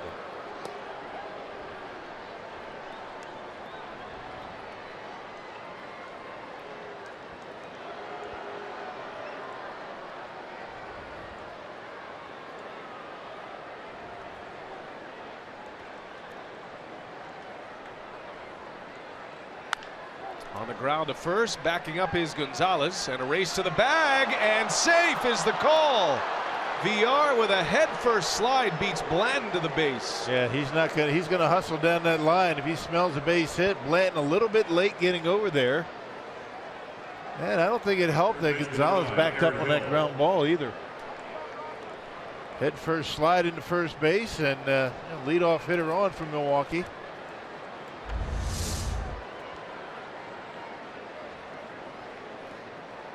Look at that. What great effort by VR. Clearly safe. Not even close. Oh, man, this guy. Watch your hand, though. Now, that's an acceptable slide, right, in a situation like that with a pitcher covering. Takes the tag option away, I suppose. Right, exactly. I was just getting ready to say, at least Blanton couldn't catch it and just try and slap a tag on his chest. But Blanton was a little bit late getting over there, even though Gonzalez backed up on it. Shouldn't have mattered. VR is the major league leader in stolen bases. Aaron Hill, the batter. Brewers trying to add to their 1-run lead in the 7th inning.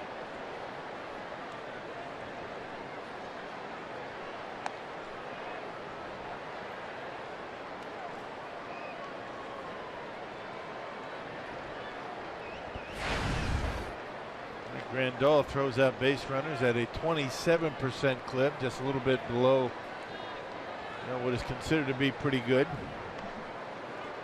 Very strong throwing arm. And Blanton can be pretty quick to home plate. Blanton's put up great numbers this year. Right-handers only batting .152 against him this season.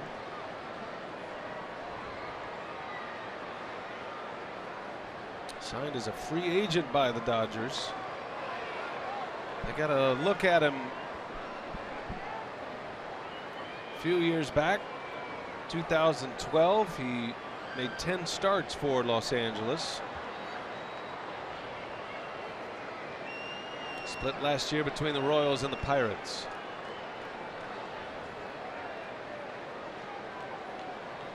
And he is the 3rd reliever used by Dave Roberts. Still plenty left. Brewers and Dodgers both start the game with 8 relievers.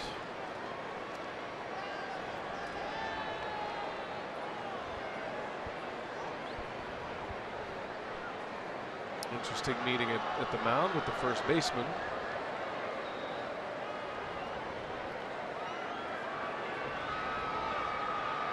It's no secret anymore.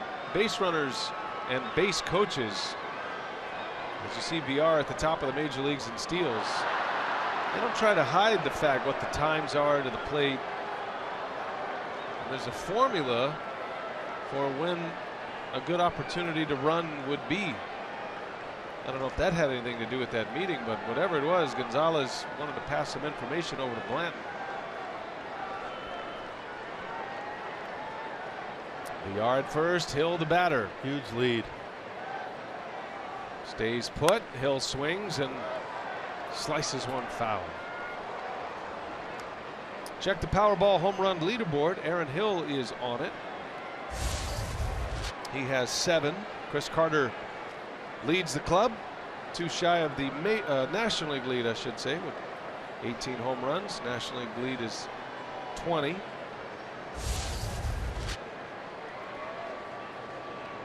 Braun to follow, Lucroy after that, then Carter, if the Brewers can get to him. Long pause, 0-2 pitch, and down goes Hill. A call at strike 3. A strikeout for Blanton, the first out of the inning. Pretty good slider right on the edge. The fielder number 8, Ryan Braun. It's about as good as you can do it right there. You can see it maybe a little bit off, but too close to take with 2 strikes.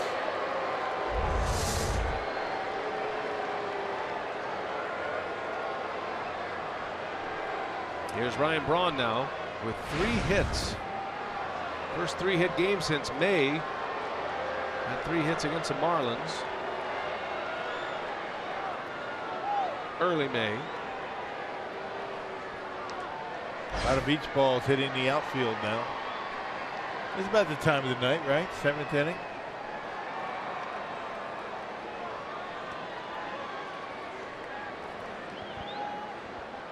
There used to be two-way secret conversations. Now everybody's involved. All in Spanish. In the beach ball conversation? At first base. Oh, first base. There's a throw to first.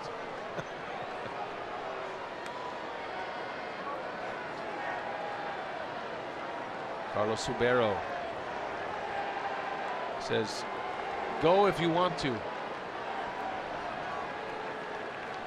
Times are in our favor, although he might tell him to stay put with Ryan Braun at the plate.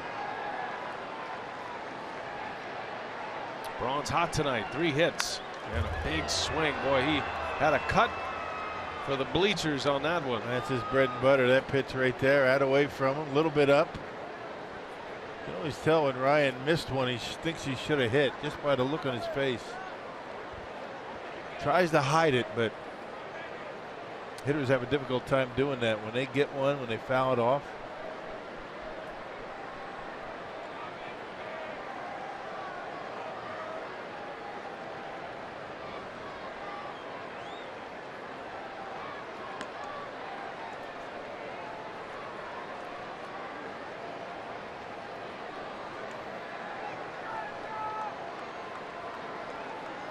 Zach Davies got out of a big jam last inning, stranding runners at 2nd and 3rd. Now the Brewers with a lead man on. VR on an infield hit. 1 out for Braun. And Blanton hits him. Coming up and in. A hit by pitch. 2 on, 1 out for the Brewers. And went away with the first one, and then he tried to bust him inside, and not even close. Gets him right on the ribs. That's gotta hurt a little. Yeah, well, Blanton doesn't throw all that hard. About 91, still enough to make a mark.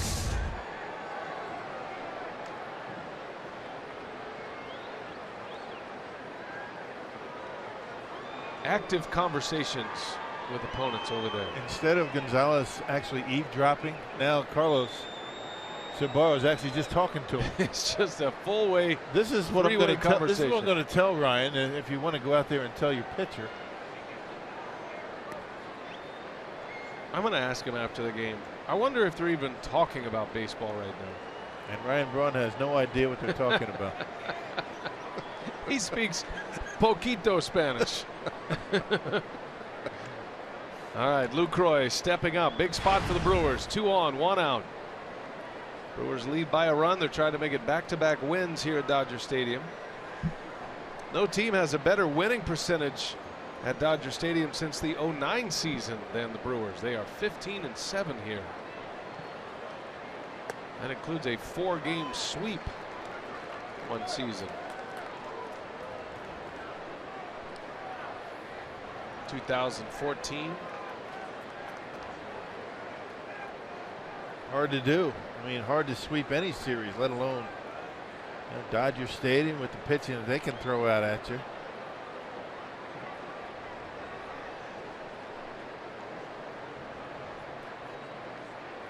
Runners take off. Lucroy a swing and a miss. No throw anywhere. A double steal.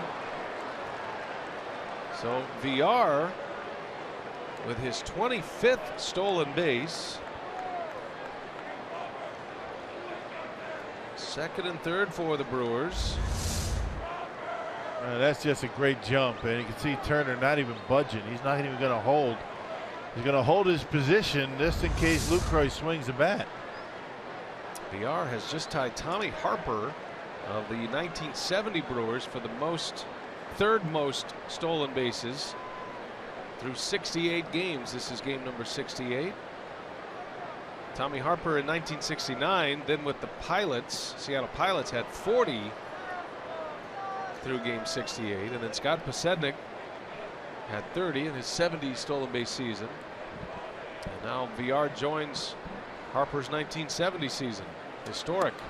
A swing and a miss. Lucroy strikes out.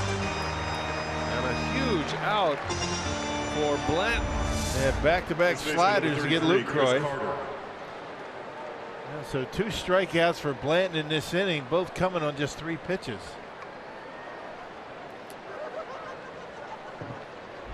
That has been an area of concern for the Brewers. Strikeouts with runners in scoring position.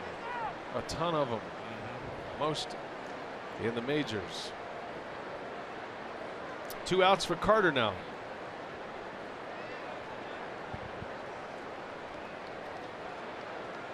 Carter into center field, playable. Peterson actually got a late break, almost fell down, and he's there to make the catch, and the Brewers let a golden opportunity go by in the 7th inning. Stranding 2-1 Milwaukee. We go to the bottom of the 7th.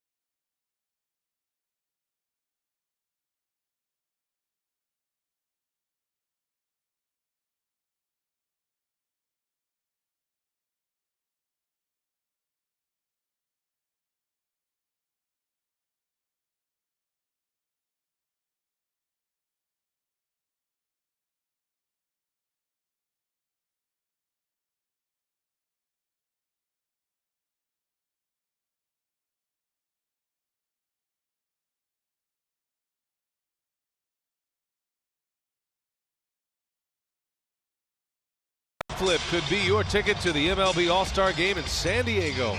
Post a video of your bat flip to Fox Sports at Fox Sports.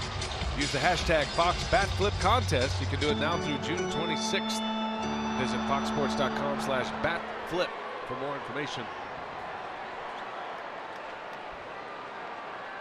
We go to the Dodger half of the 7th inning now. 2-1 Milwaukee.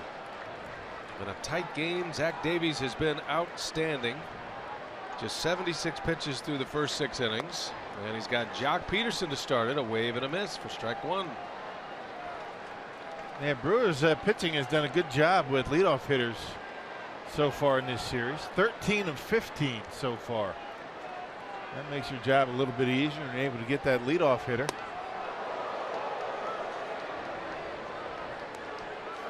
Now Davies pitched around a 2-out jam in the 6th inning. Dodgers had runners at 2nd and 3rd. And he got Trace Thompson to ground out. Peterson on the ground to Jeanette. Nice and easy. And one away. Retires the first batter of the 7th inning. Pitch count in really good shape for Davies right now. A little off-speed pitch to get him as Will Smith gets loose in that Brewers bullpen.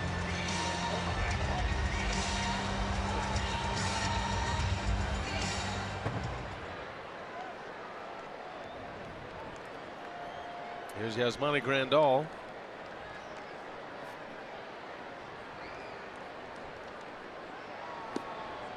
Big curveball misses.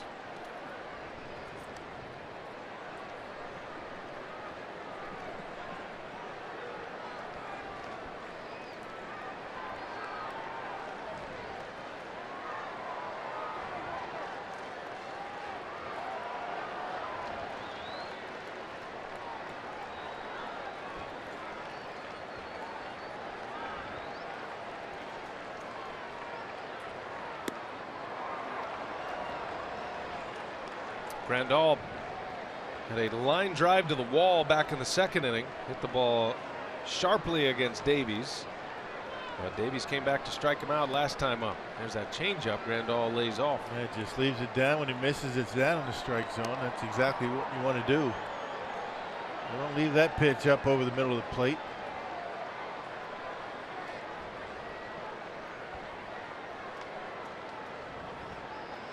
Davies coming off a win against the Mets. His last time out. Longest outing of the year was his best outing. It was an 8-inning, 3-hit, no-run game against the St. Louis Cardinals. And he struck out 9 in that game.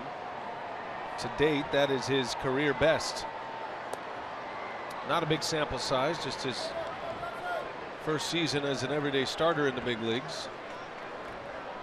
Did come up last year.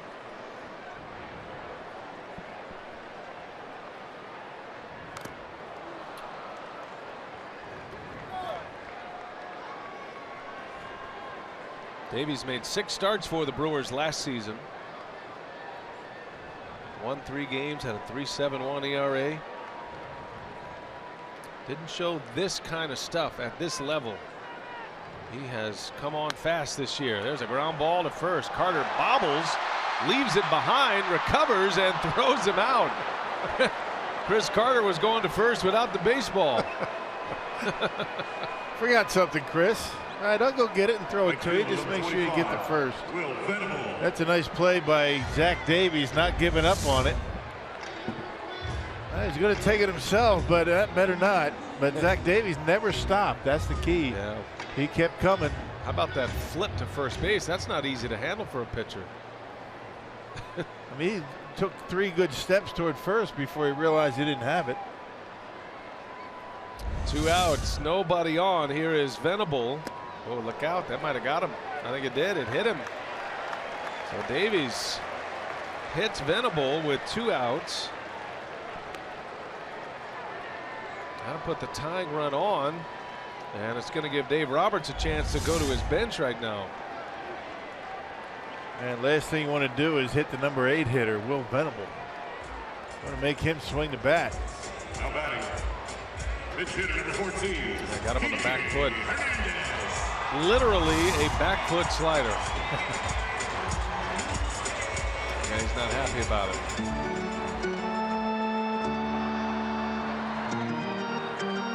Craig Counsell is actually asking for a moment here to take a look just to see.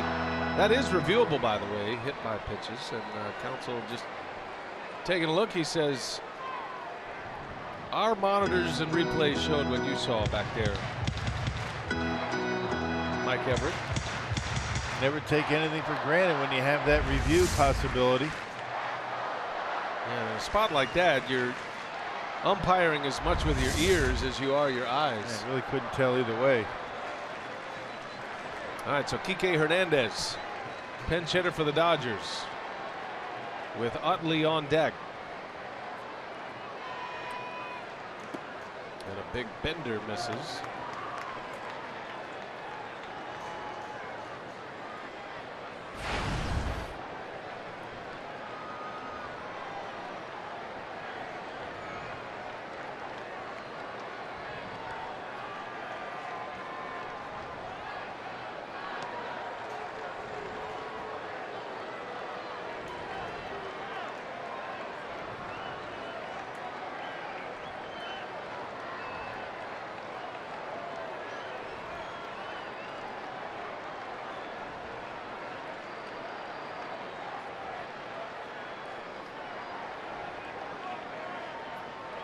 You got to keep an eye on Venable. I mean, he's not a speed burner, but if you don't keep an eye on him, he might take off.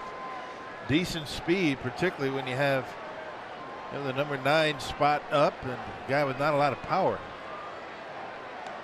Yeah, Davies will check on him, keeping him honest.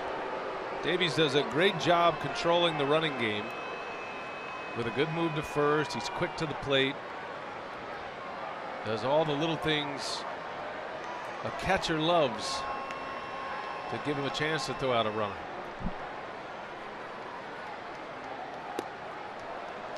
Two and 0. This guy you want right here. You got Utley on deck. Well, the Brewers do have Will Smith loosening in the bullpen, so you figure this is Davies' last hitter, maybe regardless.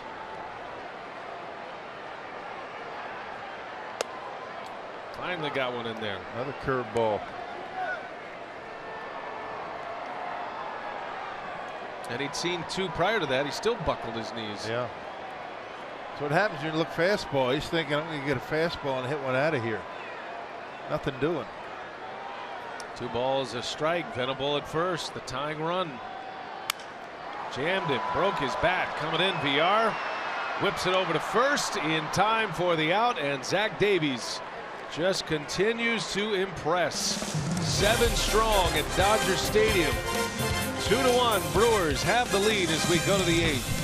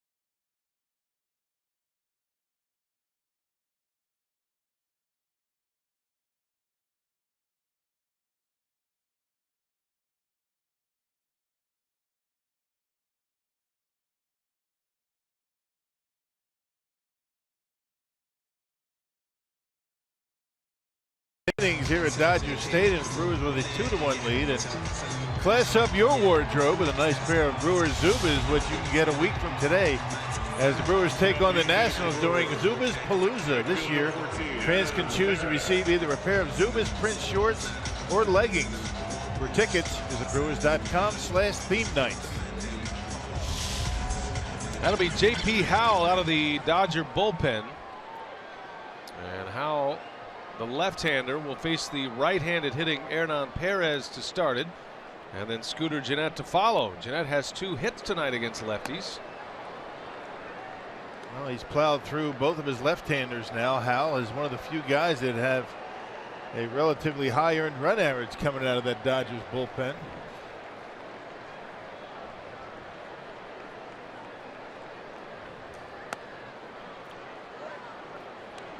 Boy, what a job Zach Davies turns in tonight. Probably see a pinch hitter for Davies now that the Brewers are into the 8th. He's sitting there with Derek Johnson, pitching coach. Right where they want to be. Got a lead in the 7th. We're through the 7th. Backhanded by Turner. And there is out number 1. Don't forget, we're back at it tomorrow. Our Miller Lite What's on Tap. Brewers Dodgers game 3. Chase Anderson, Mike Bolsinger. And Chase has been very good. And you can see Bolsinger has had his problems this year. 1-4. Big earned run average. It's been a nice little 1-2 combo for Derek Johnson with Davies and Anderson. Pitchers with similar stuff. Change-up pitchers. Davies has a lot more movement, more sinking action, but same kind of velocity. Right. Both rely on the off-speed stuff, but set up all by the fastball. There's a strike to Scooter Gennett. Well, how about Scooter against left-handers? So he is 5 for his last 11 against left-handed batters. Pitchers, I should say, hitting .455. Prior to that, he was 3 for 20. Feeling good at the plate, really is. Talked to him today about it. He's finally feeling like that oblique issue is completely gone. Feels like he can wait back and still be quick to the baseball, and that's really important against lefties. Got to keep that front shoulder closed and just drive that ball into left field. That's pretty much what he's been doing against southpaws. Both his hits tonight to left field.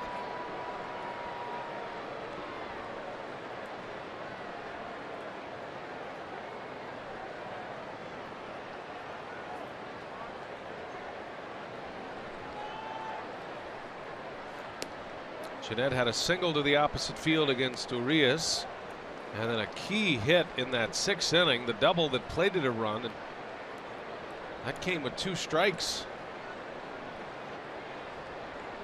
2-2 to Gennett.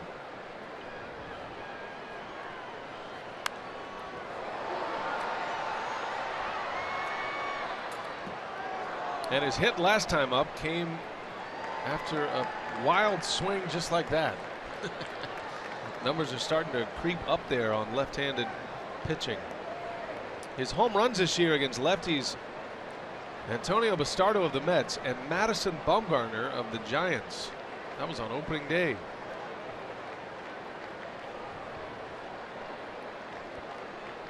Two-two. Gennett in the air. It's slicing. Thompson's going to give it a look, and that's going to be foul. Gennett's got him right where he wants him with 2 strikes now.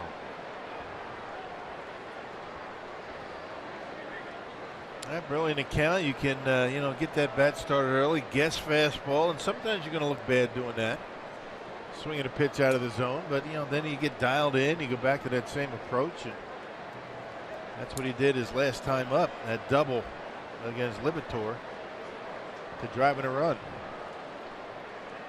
2-2 on the way. Gennett takes a ball high. Didn't miss by much. Seen a lot of pitches tonight as well. Keon Broxton due next. 1 away. Brewers 8th.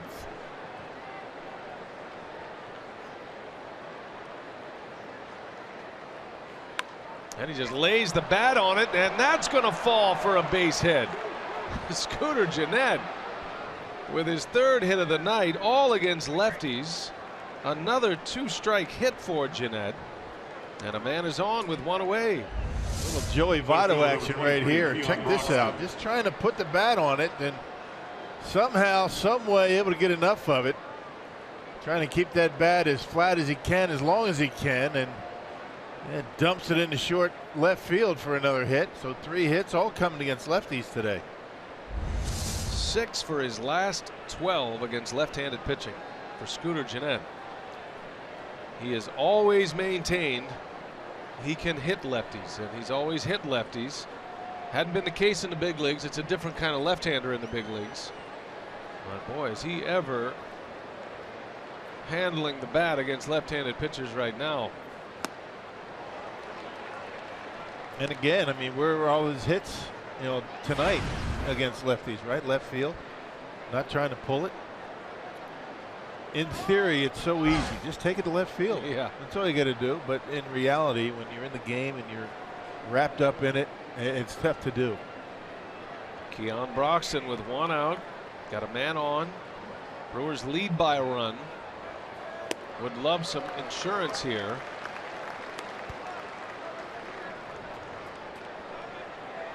The Brewers have had a lot of opportunities to tack on tonight. Have not been able to do it. Counsell talking to his bench coach, Pat Murphy. Will Smith has sat down now. 8th inning man, the setup man, Tyler Thornburg, is getting ready.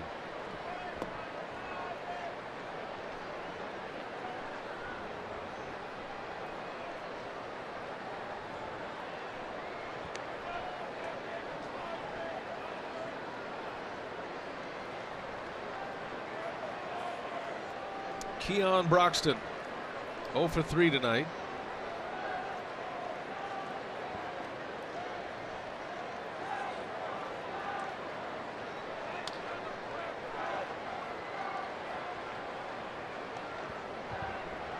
Scooter Gennett, first time in his career he has had 3 hits in a game, all coming against left-handed pitchers.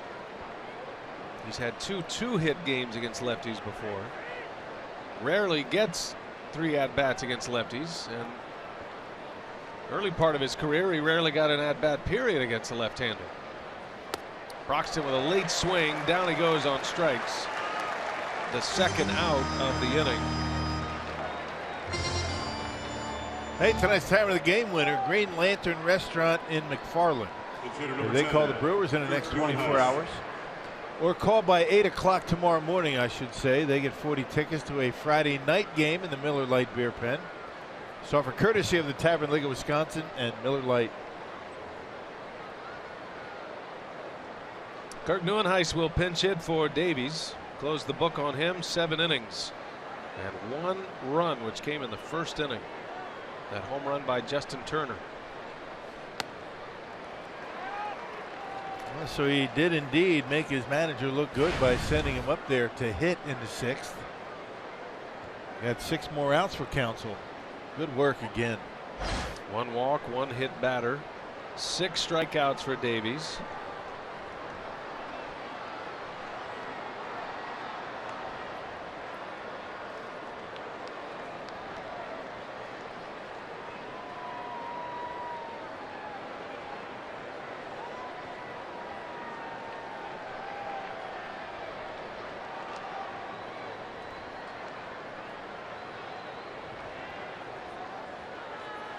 Look out. Neuenhuis spins out. Up and in on him. Neuenhuis trying to get it back to the top of the order with VR.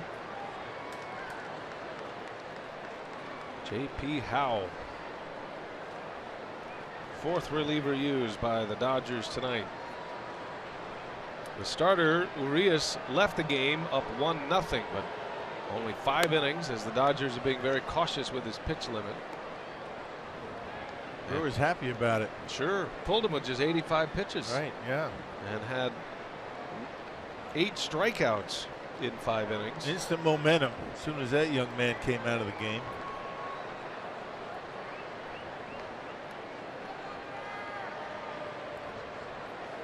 Neuenhuis pulls one right to Gonzalez, who is holding the runner, and an easy out at the bag to end the inning.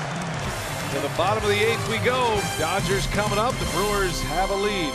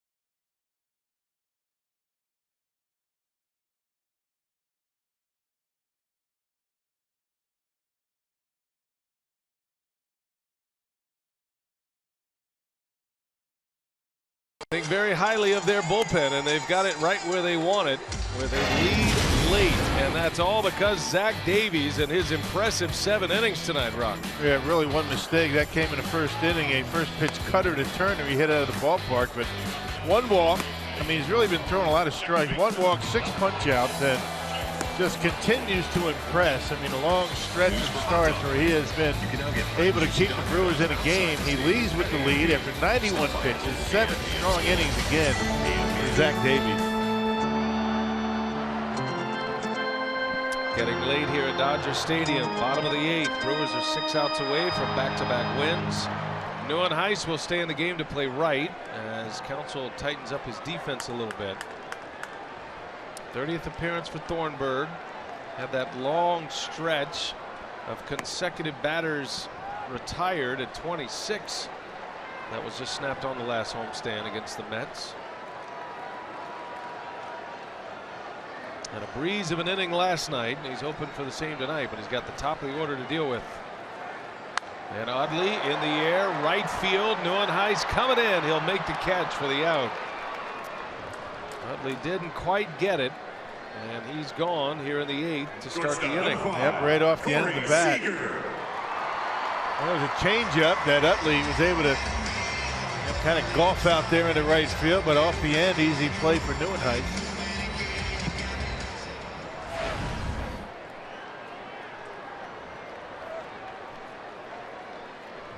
That'll bring up Corey Seager now. He is the Dodgers' home run leader.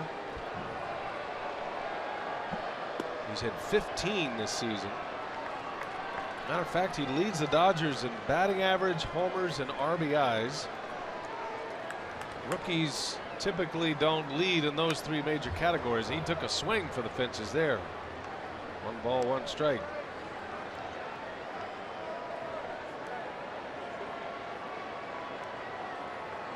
There has been one other Dodger to lead his team in batting average, homers, and RBIs, the big 3 categories. That was Mike Piazza back in '93. He was the Rookie of the Year that year. Jose Abreu was the last rookie to do it in 2014 for the White Sox, but then you got to go all the way back to Pujols in 2001. It's just rare to see that. Right. Combination of power and making good contact to keep that batting average up.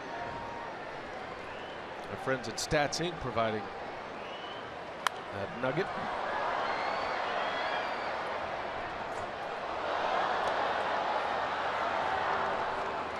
And the stats wizard Aaron Charlton on top of it all. Yeah, it has been pretty impressive in this series, hasn't it? The stuff that we've been getting. I hope people don't think that we come up with that. There's a swing and a miss. Thornburg strikes him out for the 2nd out of the inning. I hope I wasn't giving anything away. I didn't know about you, but I think people know I don't have a lot of that stuff. But it's available in this series. Speak for yourself, partner. You get all that on your own, just digging it up. Think of it. Right off my memory. Right on the tip of your tongue every all night. the games that I've watched that I remember. All the Dodger games? Right. Sure. Whatever. All that stuff.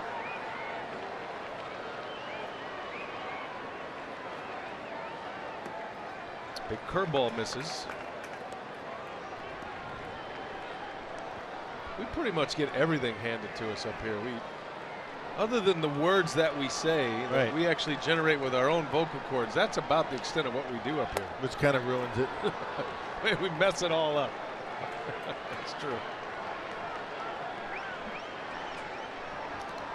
2 outs, Turner at the plate. Power hitter. But his power numbers are down this year. And he gets sawed off. A foul ball back our way. Even foul balls back our way, our crew is just jumping in front of us to take care of us. John Q. Reynolds, also known as Quigley, Donna, Aaron Charlton. Empty seat that was occupied by Russ a moment ago. Bottled water. Got everything up here. What a team. Such false hustle. And the 1-2 is fouled off.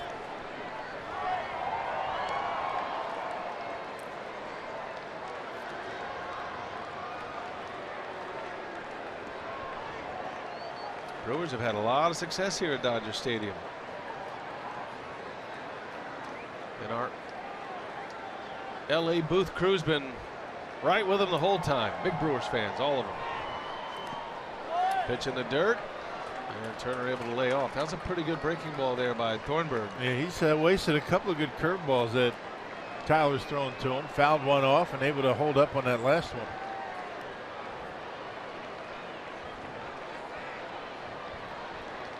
Hadn't seen a changeup yet. See what Lucroy puts down. He wants a fastball. 2-2 on the way, and inside, almost hit him. Somehow he avoided it. 95-mile-an-hour heat. It's not a bad idea when you have a guy that is seeing your curveball that well. You got to be thinking he's leaving out over the plate a little bit, so he tries to straighten him up. See if he goes back to it. Full count. Curveball in the air, left field, and just like that, we're tied. A hanger. I think he knew it was coming. Fastball up and in. He got the hanging curveball and knocked it out of here. Well, his second home run of the night. And the Dodgers come back to tie it up on a 2-out, 2-strike pitch. Yeah, the hanger, and he knew he got it right away.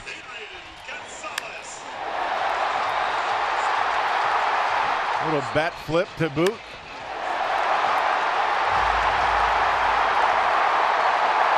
Second he left the bat, he knew it was gone. Thornburg wished he could get it back. 2-2 game. It's going to mean a no decision for Zach Davies. Tough break for him. Thornburg rarely gives up runs, especially home runs, but that one stings. Now trying to get it to the ninth, tied. You got the top of the order coming up for the Brewers. As Gonzalez takes a big cut. And just go back to this game where the Brewers had so many chances to add on, tack on runs, and not able to do it. That's exactly what Craig Counsell's thinking about right now. They could have added 3 or 4 more runs.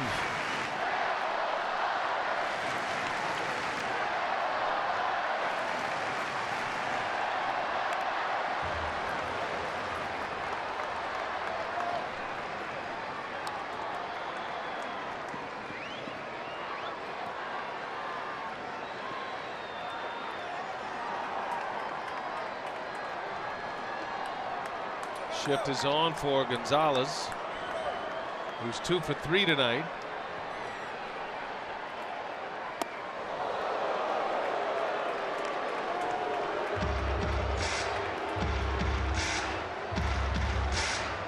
Pitchers work so hard trying not to be predictable. Sometimes the hitter will just guess, sit and wait. Turner was looking for the curveball and he launched it out of here. There's another curve. Yeah, especially after Thornburg came up and in on him. I mean, what's the old adage, right? Up and in, down and away. And it seemed as though Turner was protecting that outer half, something off speed all night. 2-2 now to Gonzalez with 2 outs. And he got him a changeup. Good pitch. Inning is over, but Thornburg gives up a run on a 2-strike breaking ball. Turner, his second home run of the night. And we are all tied at 2 as we go to the ninth.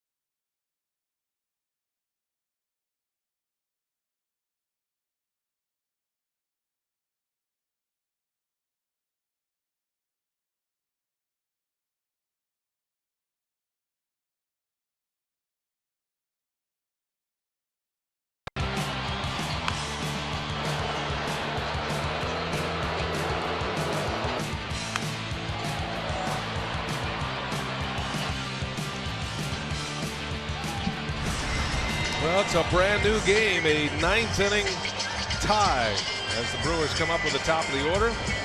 Brewers baseball on Fox Sports Wisconsin, presented by Potawatomi Hotel and Casino. Justin Turner has 2 home runs tonight, and he has tied it up, and the Dodgers are going to send out their closer, Kenley Jansen, trying to get them to the bottom of the 9th, still tied up. Brewers have the top of the order coming up. Yeah, 19 saves. He picked up number 19 his last time out on the 15th against the Diamondbacks. A scoreless inning with a couple of strikeouts.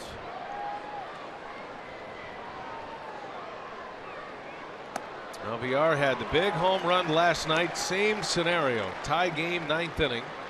He launched one out of here. Hit the speaker in center field.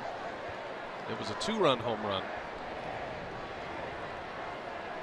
Jansen is a tough customer on the mound, though. He is one of the best in the big leagues with that cut fastball he throws.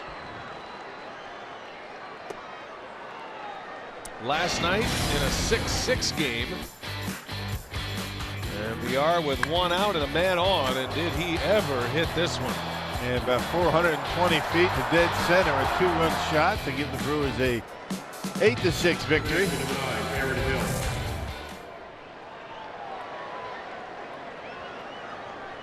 Ball and a strike on VR. Swing and a miss, 1-2 now.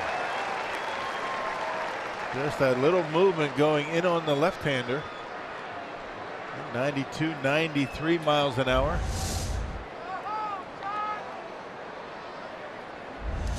Jansen's got a lot of Lee Smith in him, don't you think? Yeah. He's pretty calm, pretty chill, and electric stuff. And a called strike 3. VR doesn't like that call. Marking a little bit on his way out.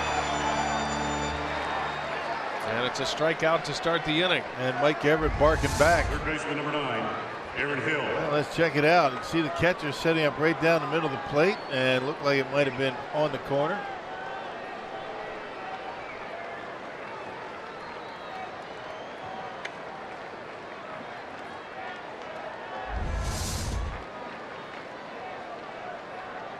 Here's Aaron Hill.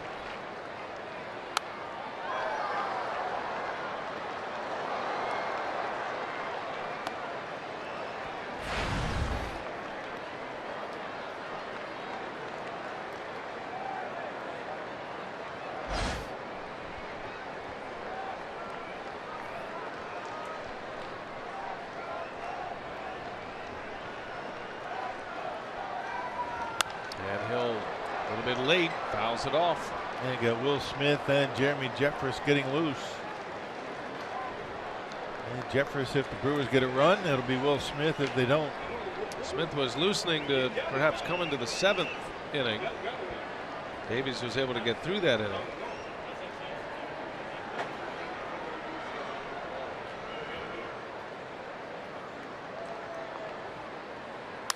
And Hill dumps one left field.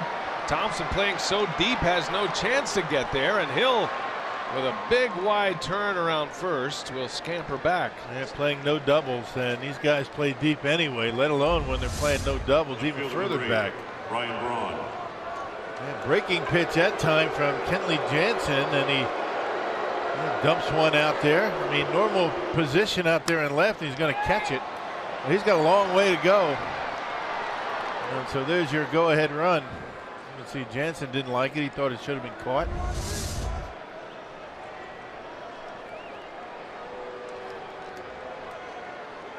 Well, here comes Braun, sitting on 3 hits and a walk tonight, or actually a hit by pitch tonight. On base 4 times. Braun has a 4-hit game at Dodger Stadium. He did it back in 2009, in August of 09. That was a 4-hit game. One of 4 the Brewers have had here at Dodger Stadium. Braun would love to add to it. And he was taking a swing at it. Big cut by Braun. Yeah, had one there. And that cutter just kind of didn't do much, but stay on that same plane. Check it out. I mean, that is 93 miles an hour, and Braun knew he should have had a wall banger at least.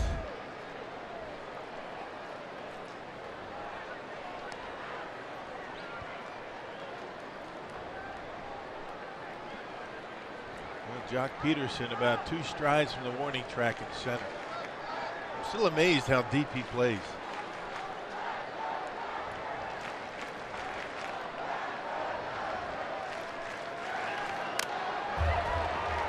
Oh, and 2 the count on Braun.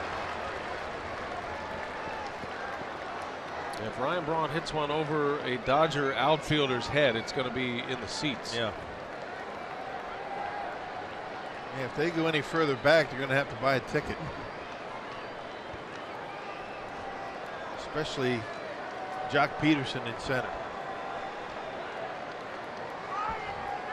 Braun in a hole here. 0-2 the count. You got Lucroy to follow. All tied at 2. Justin Turner hit a home run in the bottom of the 8th to tie it with 2 outs. And Braun taking a big cut right in on his hands with that fastball of Jansen. Just that little subtle movement, keeping that sweet spot of the bat off the baseball. That's what Jansen's all about.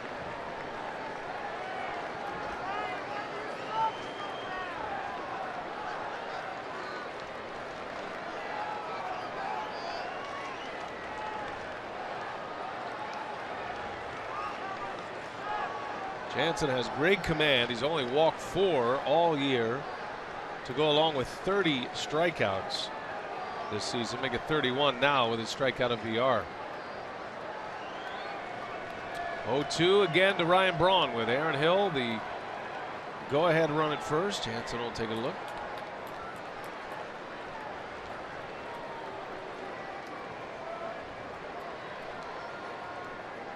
Braun with 3 hits, had a double in the 6th, hit by a pitch and stole a base in the 7th. First 2 at-bats ended in singles.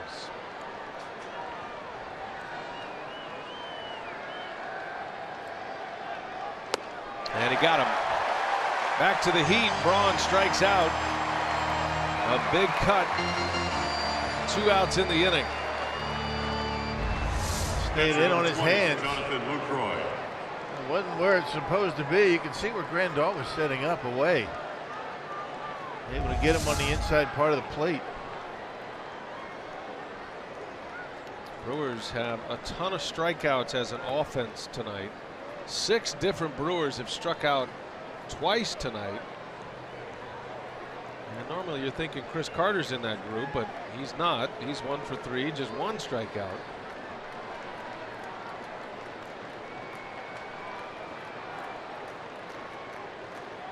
Lucroy has punched out twice, but he has 2 hits and had a key hit in the 6th inning to tie the game. RBI double. Runner at first, 2 away. Lucroy up there, facing the Dodger closer, who's pitching in a tie game. Jansen with 19 saves this season.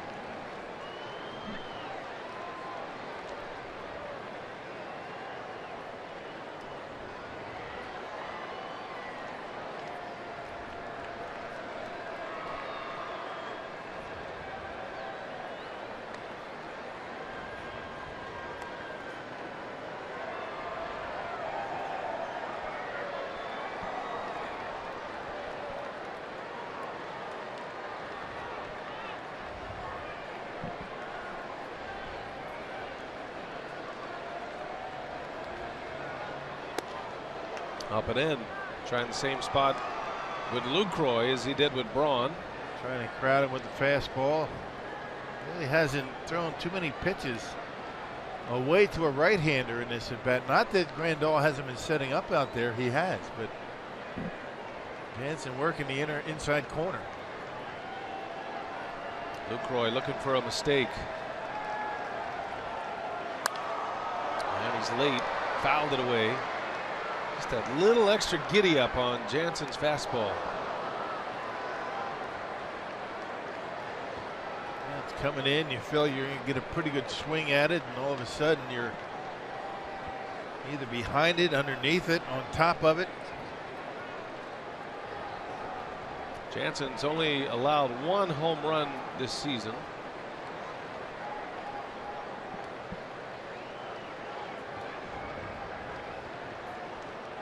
Big power right-hander. 1 ball, 1 strike to Lucroy. Up and in again.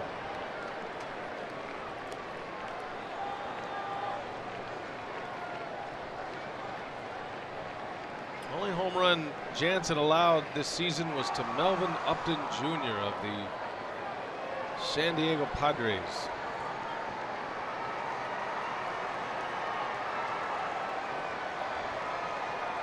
Most managers will bring their closer in a game at home. Council does it home and road. Ooh, Lucroy had a good cut. Fouled it straight back.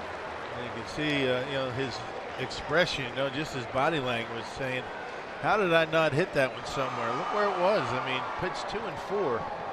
Very hittable in that box. Just not able to center up on him very well. 2 and 2 now.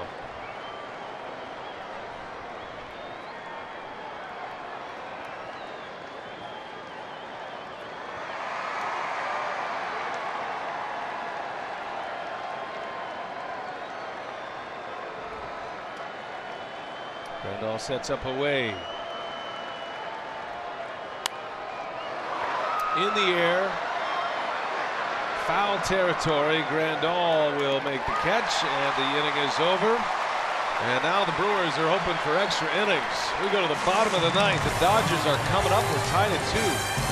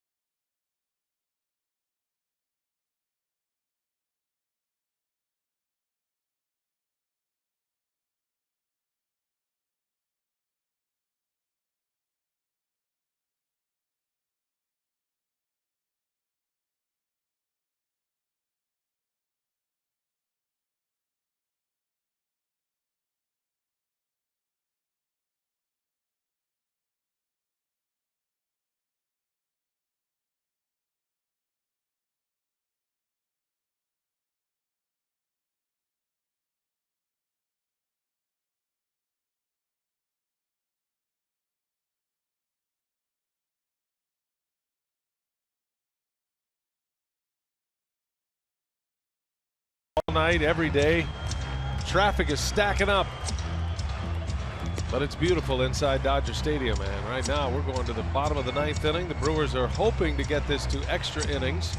Will Smith will come on to pitch the 9th. Trace Thompson will lead off for Los Angeles. Yeah, Will was in the game last night, an inning and 2/3, gave up an unearned run on a hit, a couple of strikeouts, a wild pitch actually scored the run. 9th appearance, a 1.08 earned run average. And has not allowed a big fly this year. He's got the middle to bottom part of the order for the Dodgers coming up. Well, the Dodgers have 2 walk-off moments this year, and they have both come from this guy. Trace Thompson has 2 solo home runs, walk-off home runs, and both came with 2 outs in the 9th inning. He last did it on June 7th against Colorado.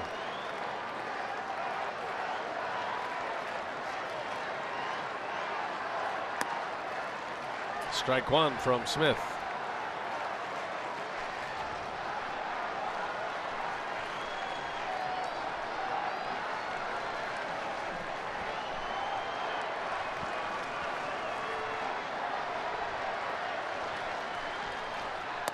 And a big curveball is in there. 0-2 the count on Thompson. Thompson hit a 3-run home run last night. Comes in with 11. It's a pretty good ratio. 2 of your 11 home runs are walk-offs. Right. Coming up big.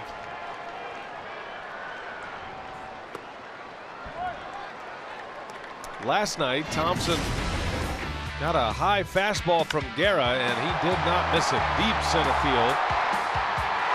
And the Brewers led 3-0 at the time. Made it 3-3. And big power to center. Thompson fouls it away. Brewers won last night, 8-6. They let a couple of leads get away last night. They have let a lead get away tonight. Dodgers led 1-0. Brewers scored 2 in the 6th inning. And then it was Justin Turner again. The lone 2 runs for Los Angeles have come on Turner solo homers, both with 2 outs. Ooh, didn't miss by much. Had him out in front. Yeah, other than the 2 home runs, the Dodgers really haven't had a whole lot going on. 0 for 2 with runners in scoring position. Brewers only 3 for 13. They've had many chances.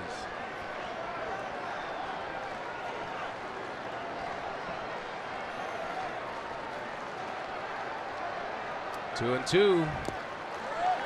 Count goes full now.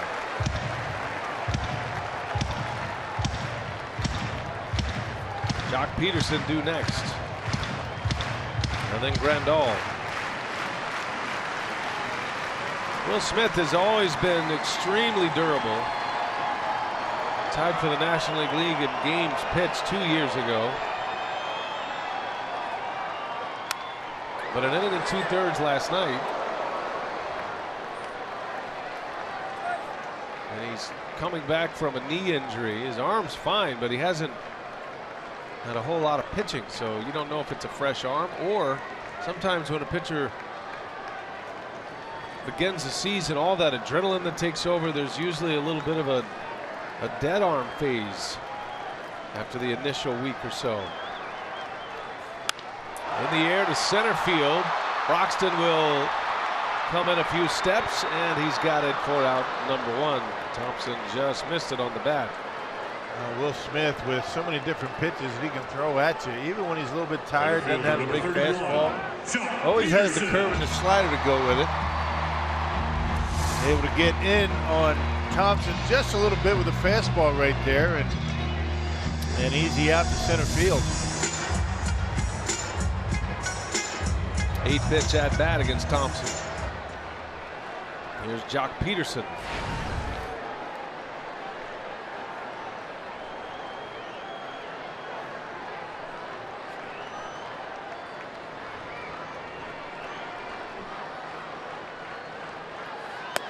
Big swing and a miss. De-helmeted himself. Haven't seen any of those this year. Not too many. Not as many as we used to see. That is a violent hack. Who's got a more violent hack, Javier Baez or Jock Peterson? Ground ball to second, right to Jeanette. Peterson's 0 for 4. 2 outs for Will Smith. I think Carlos Gomez has them all. I think you're right. Number 9. Speaking of 4-hit games at Dodger Stadium, Gomez had one. 2012.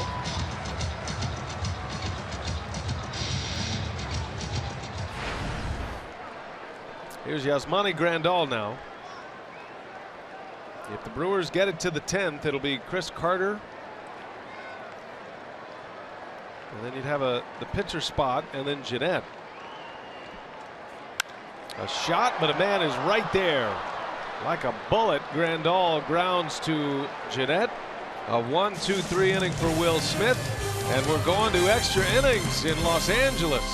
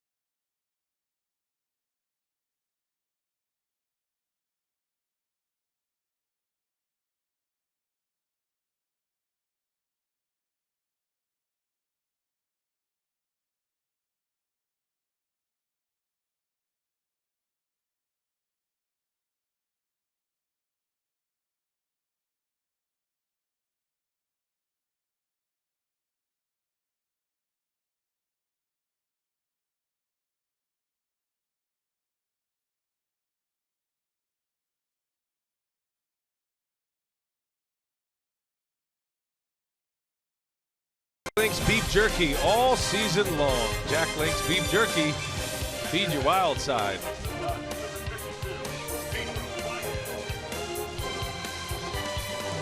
To the 10th inning we go. Pedro Baez is the new pitcher. Let's take you back. First inning started with a bang for the Dodgers. A 2-out solo homer by Justin Turner. 1-0 LA, and it stayed that way until the 6th inning, and then the Brewers got going. You got Lucroy, followed a Braun double with a double and an RBI, and then Jeanette later in the inning drove in Lucroy with a double. 8th inning, however, 3-2 pitch, 2 outs. In a 2-1 game, Justin Turner is second homer of the night to tie it at 2, and that's where we sit as we go to the 10th. Pedro Baez, back-to-back outings for him against Milwaukee. Yeah, picked up the loss last night. He gave up that Jonathan VR home run in the 9th. 2 innings last night for him. Back at it again here tonight. You see the strikeouts, big strikeout totals for Baez. Chris Carter homered last night. Baez gave up that VR 2-run shot. Carter had a homer to the opposite field last night, and he pops this one up out to second base. And he's gone, one away. Well, Baez with the big strikeout totals, but he has allowed 6 home runs out of the bullpen. So when he makes mistakes, he pays for them. So with the pitcher spot coming up, pinch hitter Ramon Flores.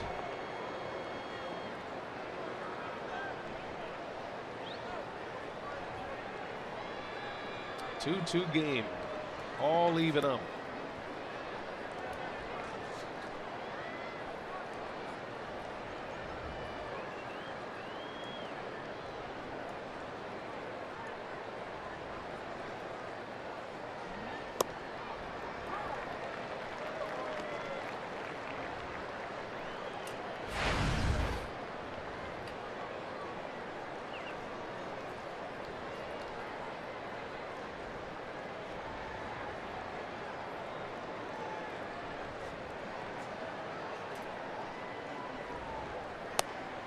Flores is the most oft-used pinch hitter for Craig Counsell this year. Is 3 for 17 coming off the bench.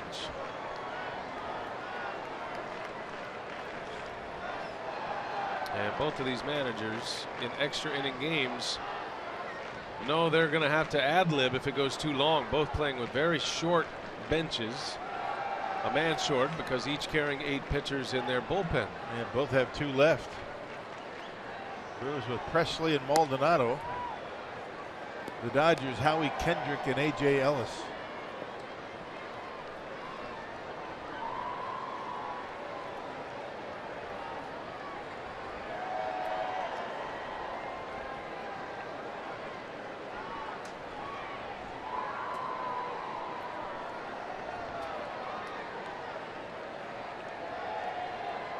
One ball, 2 strikes on Flores.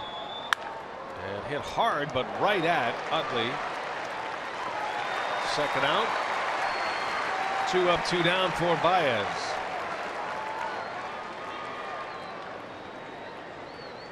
Second baseman, number 2. And here comes Scooter Gennett. Scooter's had quite the night tonight. 3 hits, all against lefties. First time he's ever had a 3-hit game against left-handed pitching. 6 for 12. 6 for his last 12 against lefties as well. He's got the right-hander to deal with now.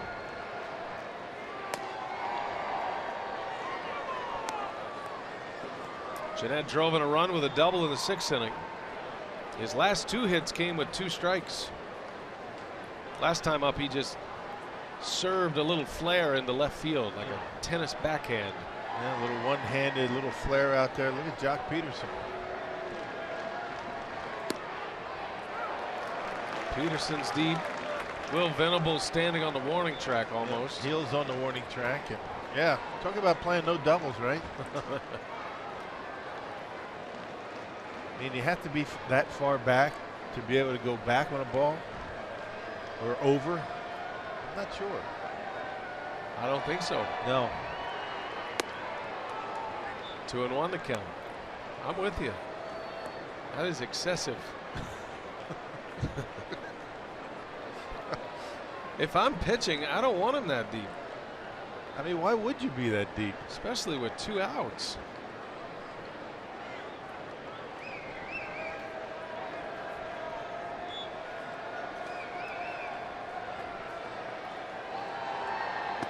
And there's ball 3. So Jeanette working the count in his favor.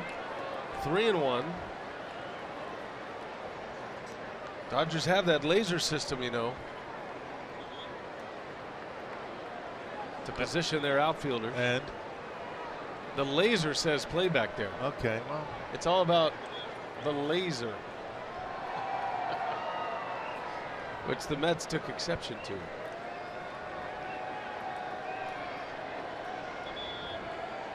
Three-one pitch, and Jeanette out in front. That's a smart pitch by Baez. Jeanette is in go mode up there. He knew it, and he took something off, and Scooter. man, red hot, Jeanette. I mean, if he walks him, so be it. You got Broxton coming up.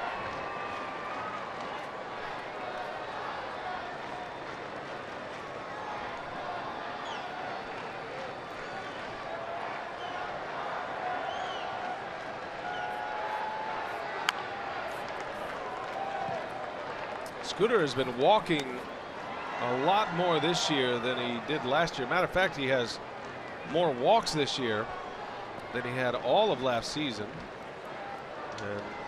And it's not even close. He's been in swing mode here tonight. He has 17 walks this year, had just 12 all of last year.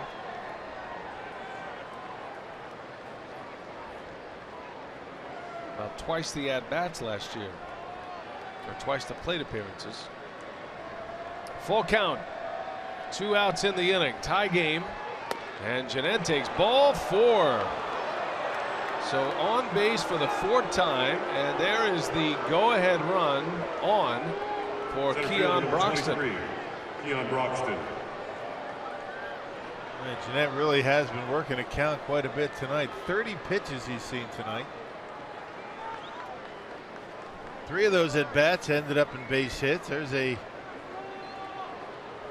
walk for him, and he saw a number of pitches in that at bat. The patient Scooter Jeanette. Keon Broxton stepping up in a big spot here in the 10th inning, 2-2 game. Hey, nice time for his first big fly. Get a hold of one here, Keon. Took the words right out of my mouth.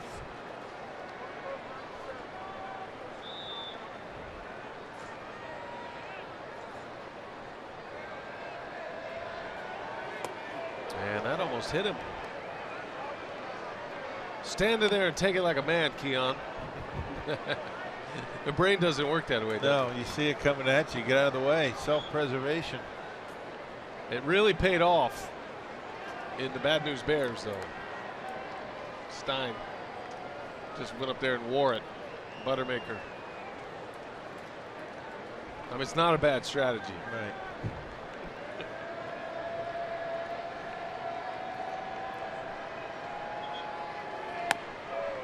Two and 0.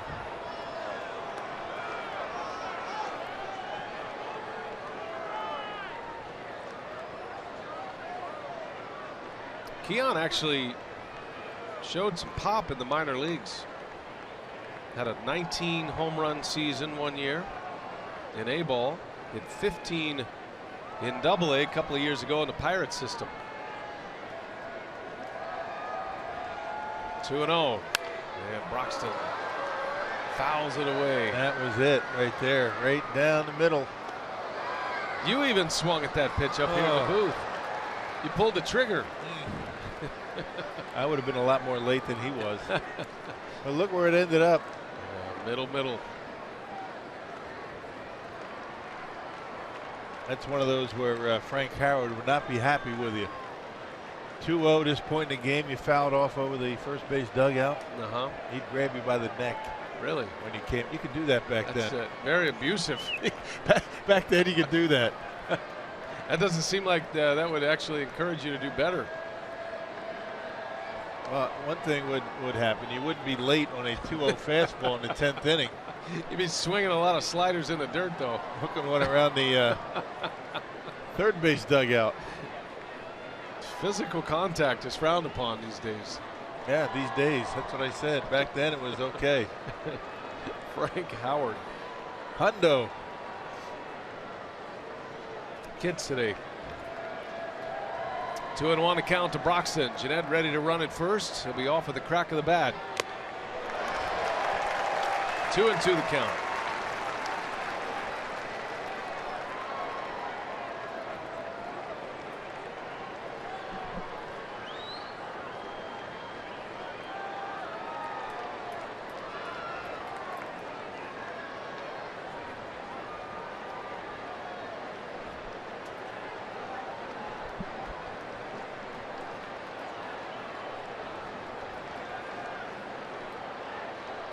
Two and two.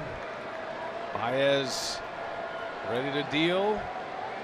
And Broxton a little late, fouls it off, hanging in there. And 98 miles an hour, middle in. Cell phone lights are out here at Dodger Stadium, which is kind of cool. It's got to be distracting. Is there a concert after the game? Feels like a concert. Stairway to Heaven. I think they have fireworks. Maybe that's their own version of fireworks. Yeah, I'm looking forward to the fireworks tonight. Get down and get a good seat by the dugout. Yeah. We'll be on the freeway before they start. 2-2 count. Do it again. Baez with Jeanette at first. And Broxton takes a called strike 3 to end the inning. To the bottom of the 10th we go. The Dodgers are coming up. Baez puts up a 0. We're still tied at 2.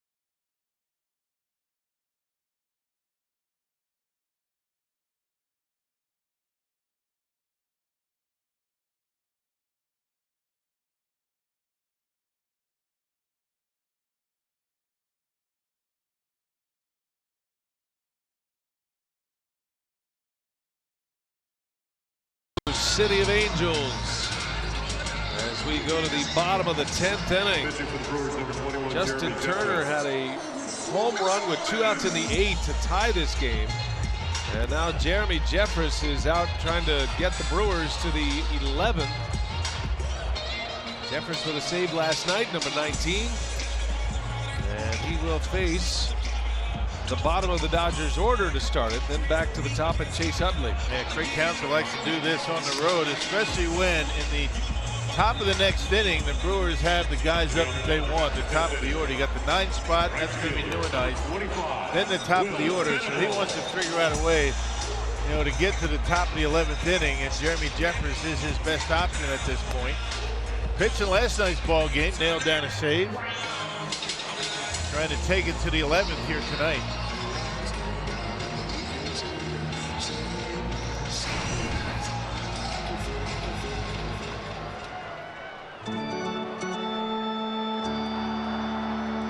Venable will lead off for the Dodgers.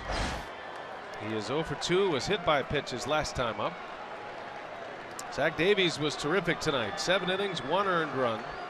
Thornburg gave up the home run to Turner to tie. Will Smith worked a scoreless 9th inning. And now it's Jeffress.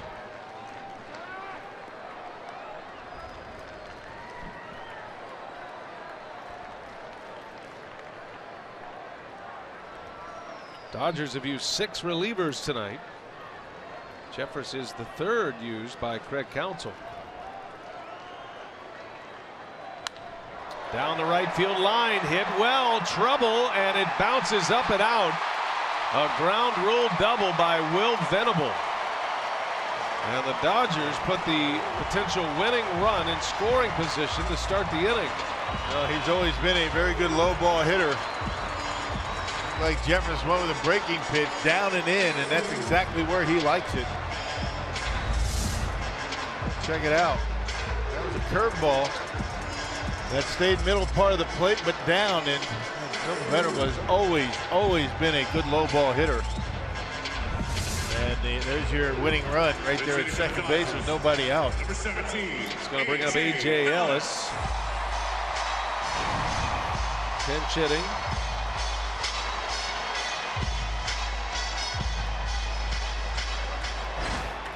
Ellis had a hit last night in a pinch hit appearance. It's one thing about a 4-man bench. A backup catcher gets a lot of opportunities off the bench. Ellis up there showing bunt, and he gets the bunt down foul. Can't be easy duty bunting on Jeffress the way that fastball moves. I've seen a lot of managers use their best bunting available starting pitcher in a spot like this. Roberts going to use his backup catcher.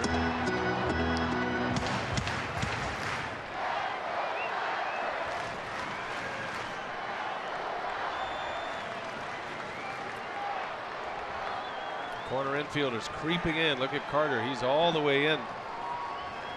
Venable at second. He runs well. A.J. Ellis takes a strike. 0-2 the count now. Yeah, Ellis creeping up as far as he can in that batter's box to give him a better angle to drop down a bunt to keep it fair. Let's see if the Dodgers take the bunt off and let him swing away. Got a base hit last night off of Jeffress in the 9th. Surveying the infielders. They're still in, expecting a bunt. No balls, 2 strikes to A.J. Ellis. And he gets a bunt down. That's a good one. Jeffress will glove it. And the throw is almost wild. What a play by Jeanette. An out at first on a heck of a play by Scooter Jeanette. And the Dodgers are going to take a look at that. Game could have ended right there if Jeanette doesn't make that catch. Yeah, that ball ticketed for the right field line. And they just showed it on the replay, and it looked like Jeanette might not have had his foot on the bag. That's a heck of a bunt with 2 strikes. Ellis chugging down that line, and Jeffress nearly threw it away. Now the question is, does Scooter have his foot on the bag or not? What a great catch by Jeanette. They're going to take a look at this. So a challenge here. Crew chief is Mike Everett, the home plate umpire. Calling umpire over there is Jordan Baker. Ball and glove. Foot on bag, it looks like. Looks like he's out. Yeah. That is a major league play by Jeanette. Right there, you can see it on the bag, and then he comes off. Yeah, this doesn't take long at all. So confirmed the call is out. Sacrifice bunt for A.J. Ellis. Call on the field is confirmed. And the Dodgers have the potential winning run 90 feet away.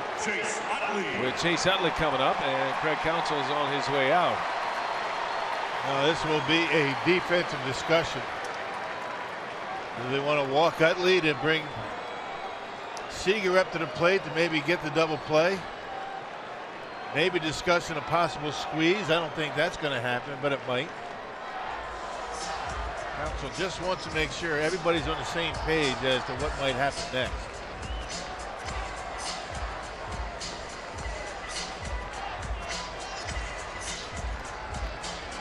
Inning started with a double.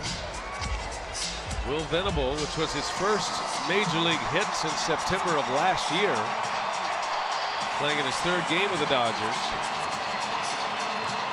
And now Chase Utley will step in, trying to deliver that man to the plate. Brewers going to walk Utley. Going to give themselves a chance to turn a double play to get out of the inning and force an 11th inning. And you go after the younger guy. I mean, Chase Utley's been in these situations a million times. So the veteran, they put him on first base, set up the double play, and leave it up to the youngster, Corey Seager.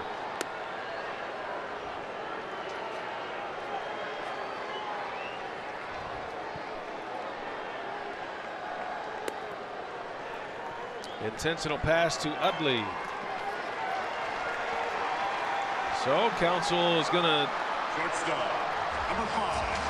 put the young hitter, the Dodgers leading home run hitter, on the hot seat. They're going to walk him too.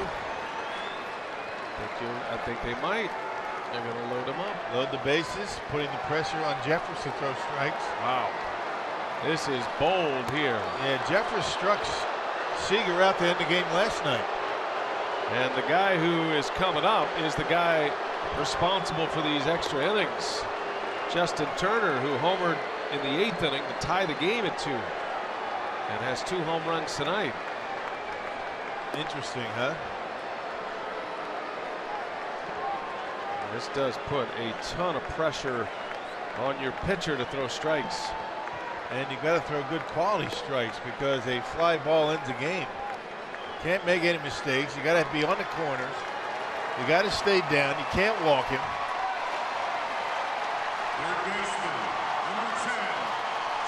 And it looks like the Brewers are going to employ a 5-man infield here.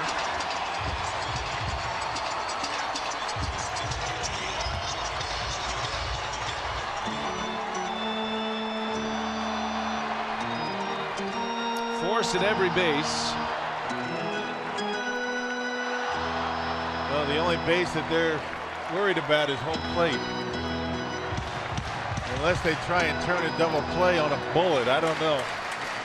They want Braun to play the shortstop side. Let's keep Jeanette on the right side. Braun certainly comfortable over there.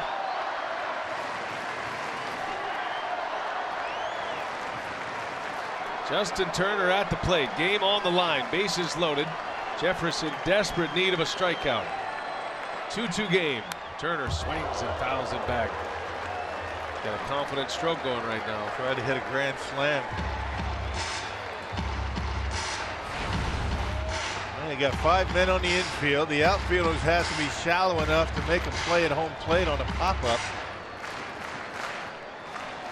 Venerable with decent speed, not great speed, but he can run a little bit. Got a force at every base. A ground ball to an infielder. They're coming home most likely. And Turner fouls another one back. Big fastball from Jeffers. And that one in the crosshairs right there, right down the middle. Jeffers has the strikeout stuff. Remember, his last out last night was with bases loaded to secure the win and notch his 19th save. No balls, 2 strikes, and a fastball popped up foul. He's sticking with the hard stuff, isn't he? When you think about it, what has Turner hit out tonight? Curveballs and cutters. Stay in on his hands, see if he can get the bat head out.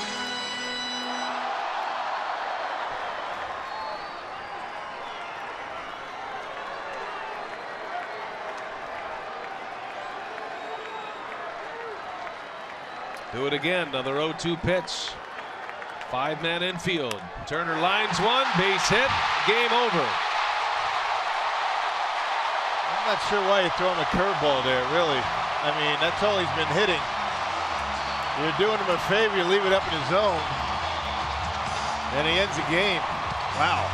Well, it's the best night of the year for Justin Turner. Had a home run to tie it and a single to win it.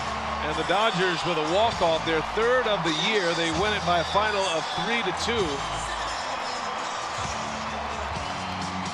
Tough night for the Brewers. Had it all set up. They were 4 outs away from a win. Well, it's a curveball, and that's exactly what Turner's been knocking out of the ballpark. Curveball against Thornburg, a cutter against Davies, and a curveball to end it.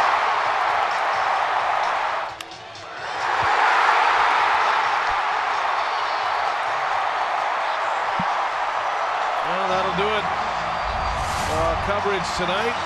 Tough one to take for the Brewers. Saddle up and get back at it tomorrow for Game 3 of this 4-game series. The Brewers drop to 31 and 37. Thanks to our great crew, producer Dan Keener, director Mark Vittorio, Dave Trout in the truck on graphics. For Bill Schroeder, I'm Brian Anderson saying so long until tomorrow night.